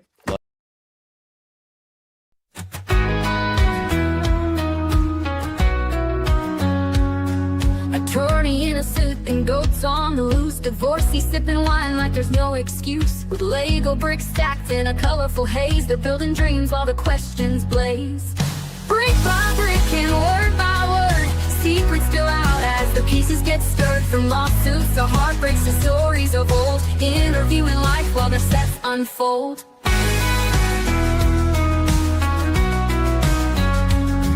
Attorney holds a file, but now it's a brick. The farmer speaks wisdom that's earthy and slick. The ex pours her tea while she laughs at the jokes. Behind the strange world, there's magic it evokes. Flashbacks to courtrooms and fields of green, to Cali love lost in Lego scenes. Strangers pour out their life on the screen, in the strangest show you've ever seen. Brick by brick and word by word, secrets spill out as the pieces get stirred. From lawsuits to heartbreaks to stories of old, interviewing life while the sets unfold.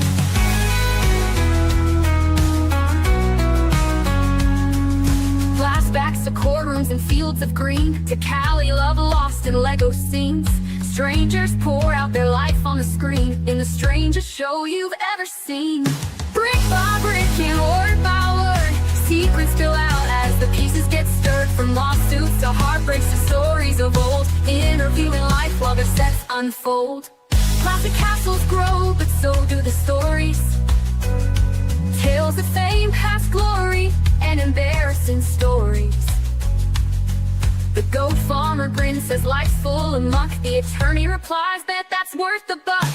Brick by brick and word by word, secrets spill out as the pieces Voices get stirred from lawsuits to heartbreaks to stories of old. Interviewing life while their sets unfold.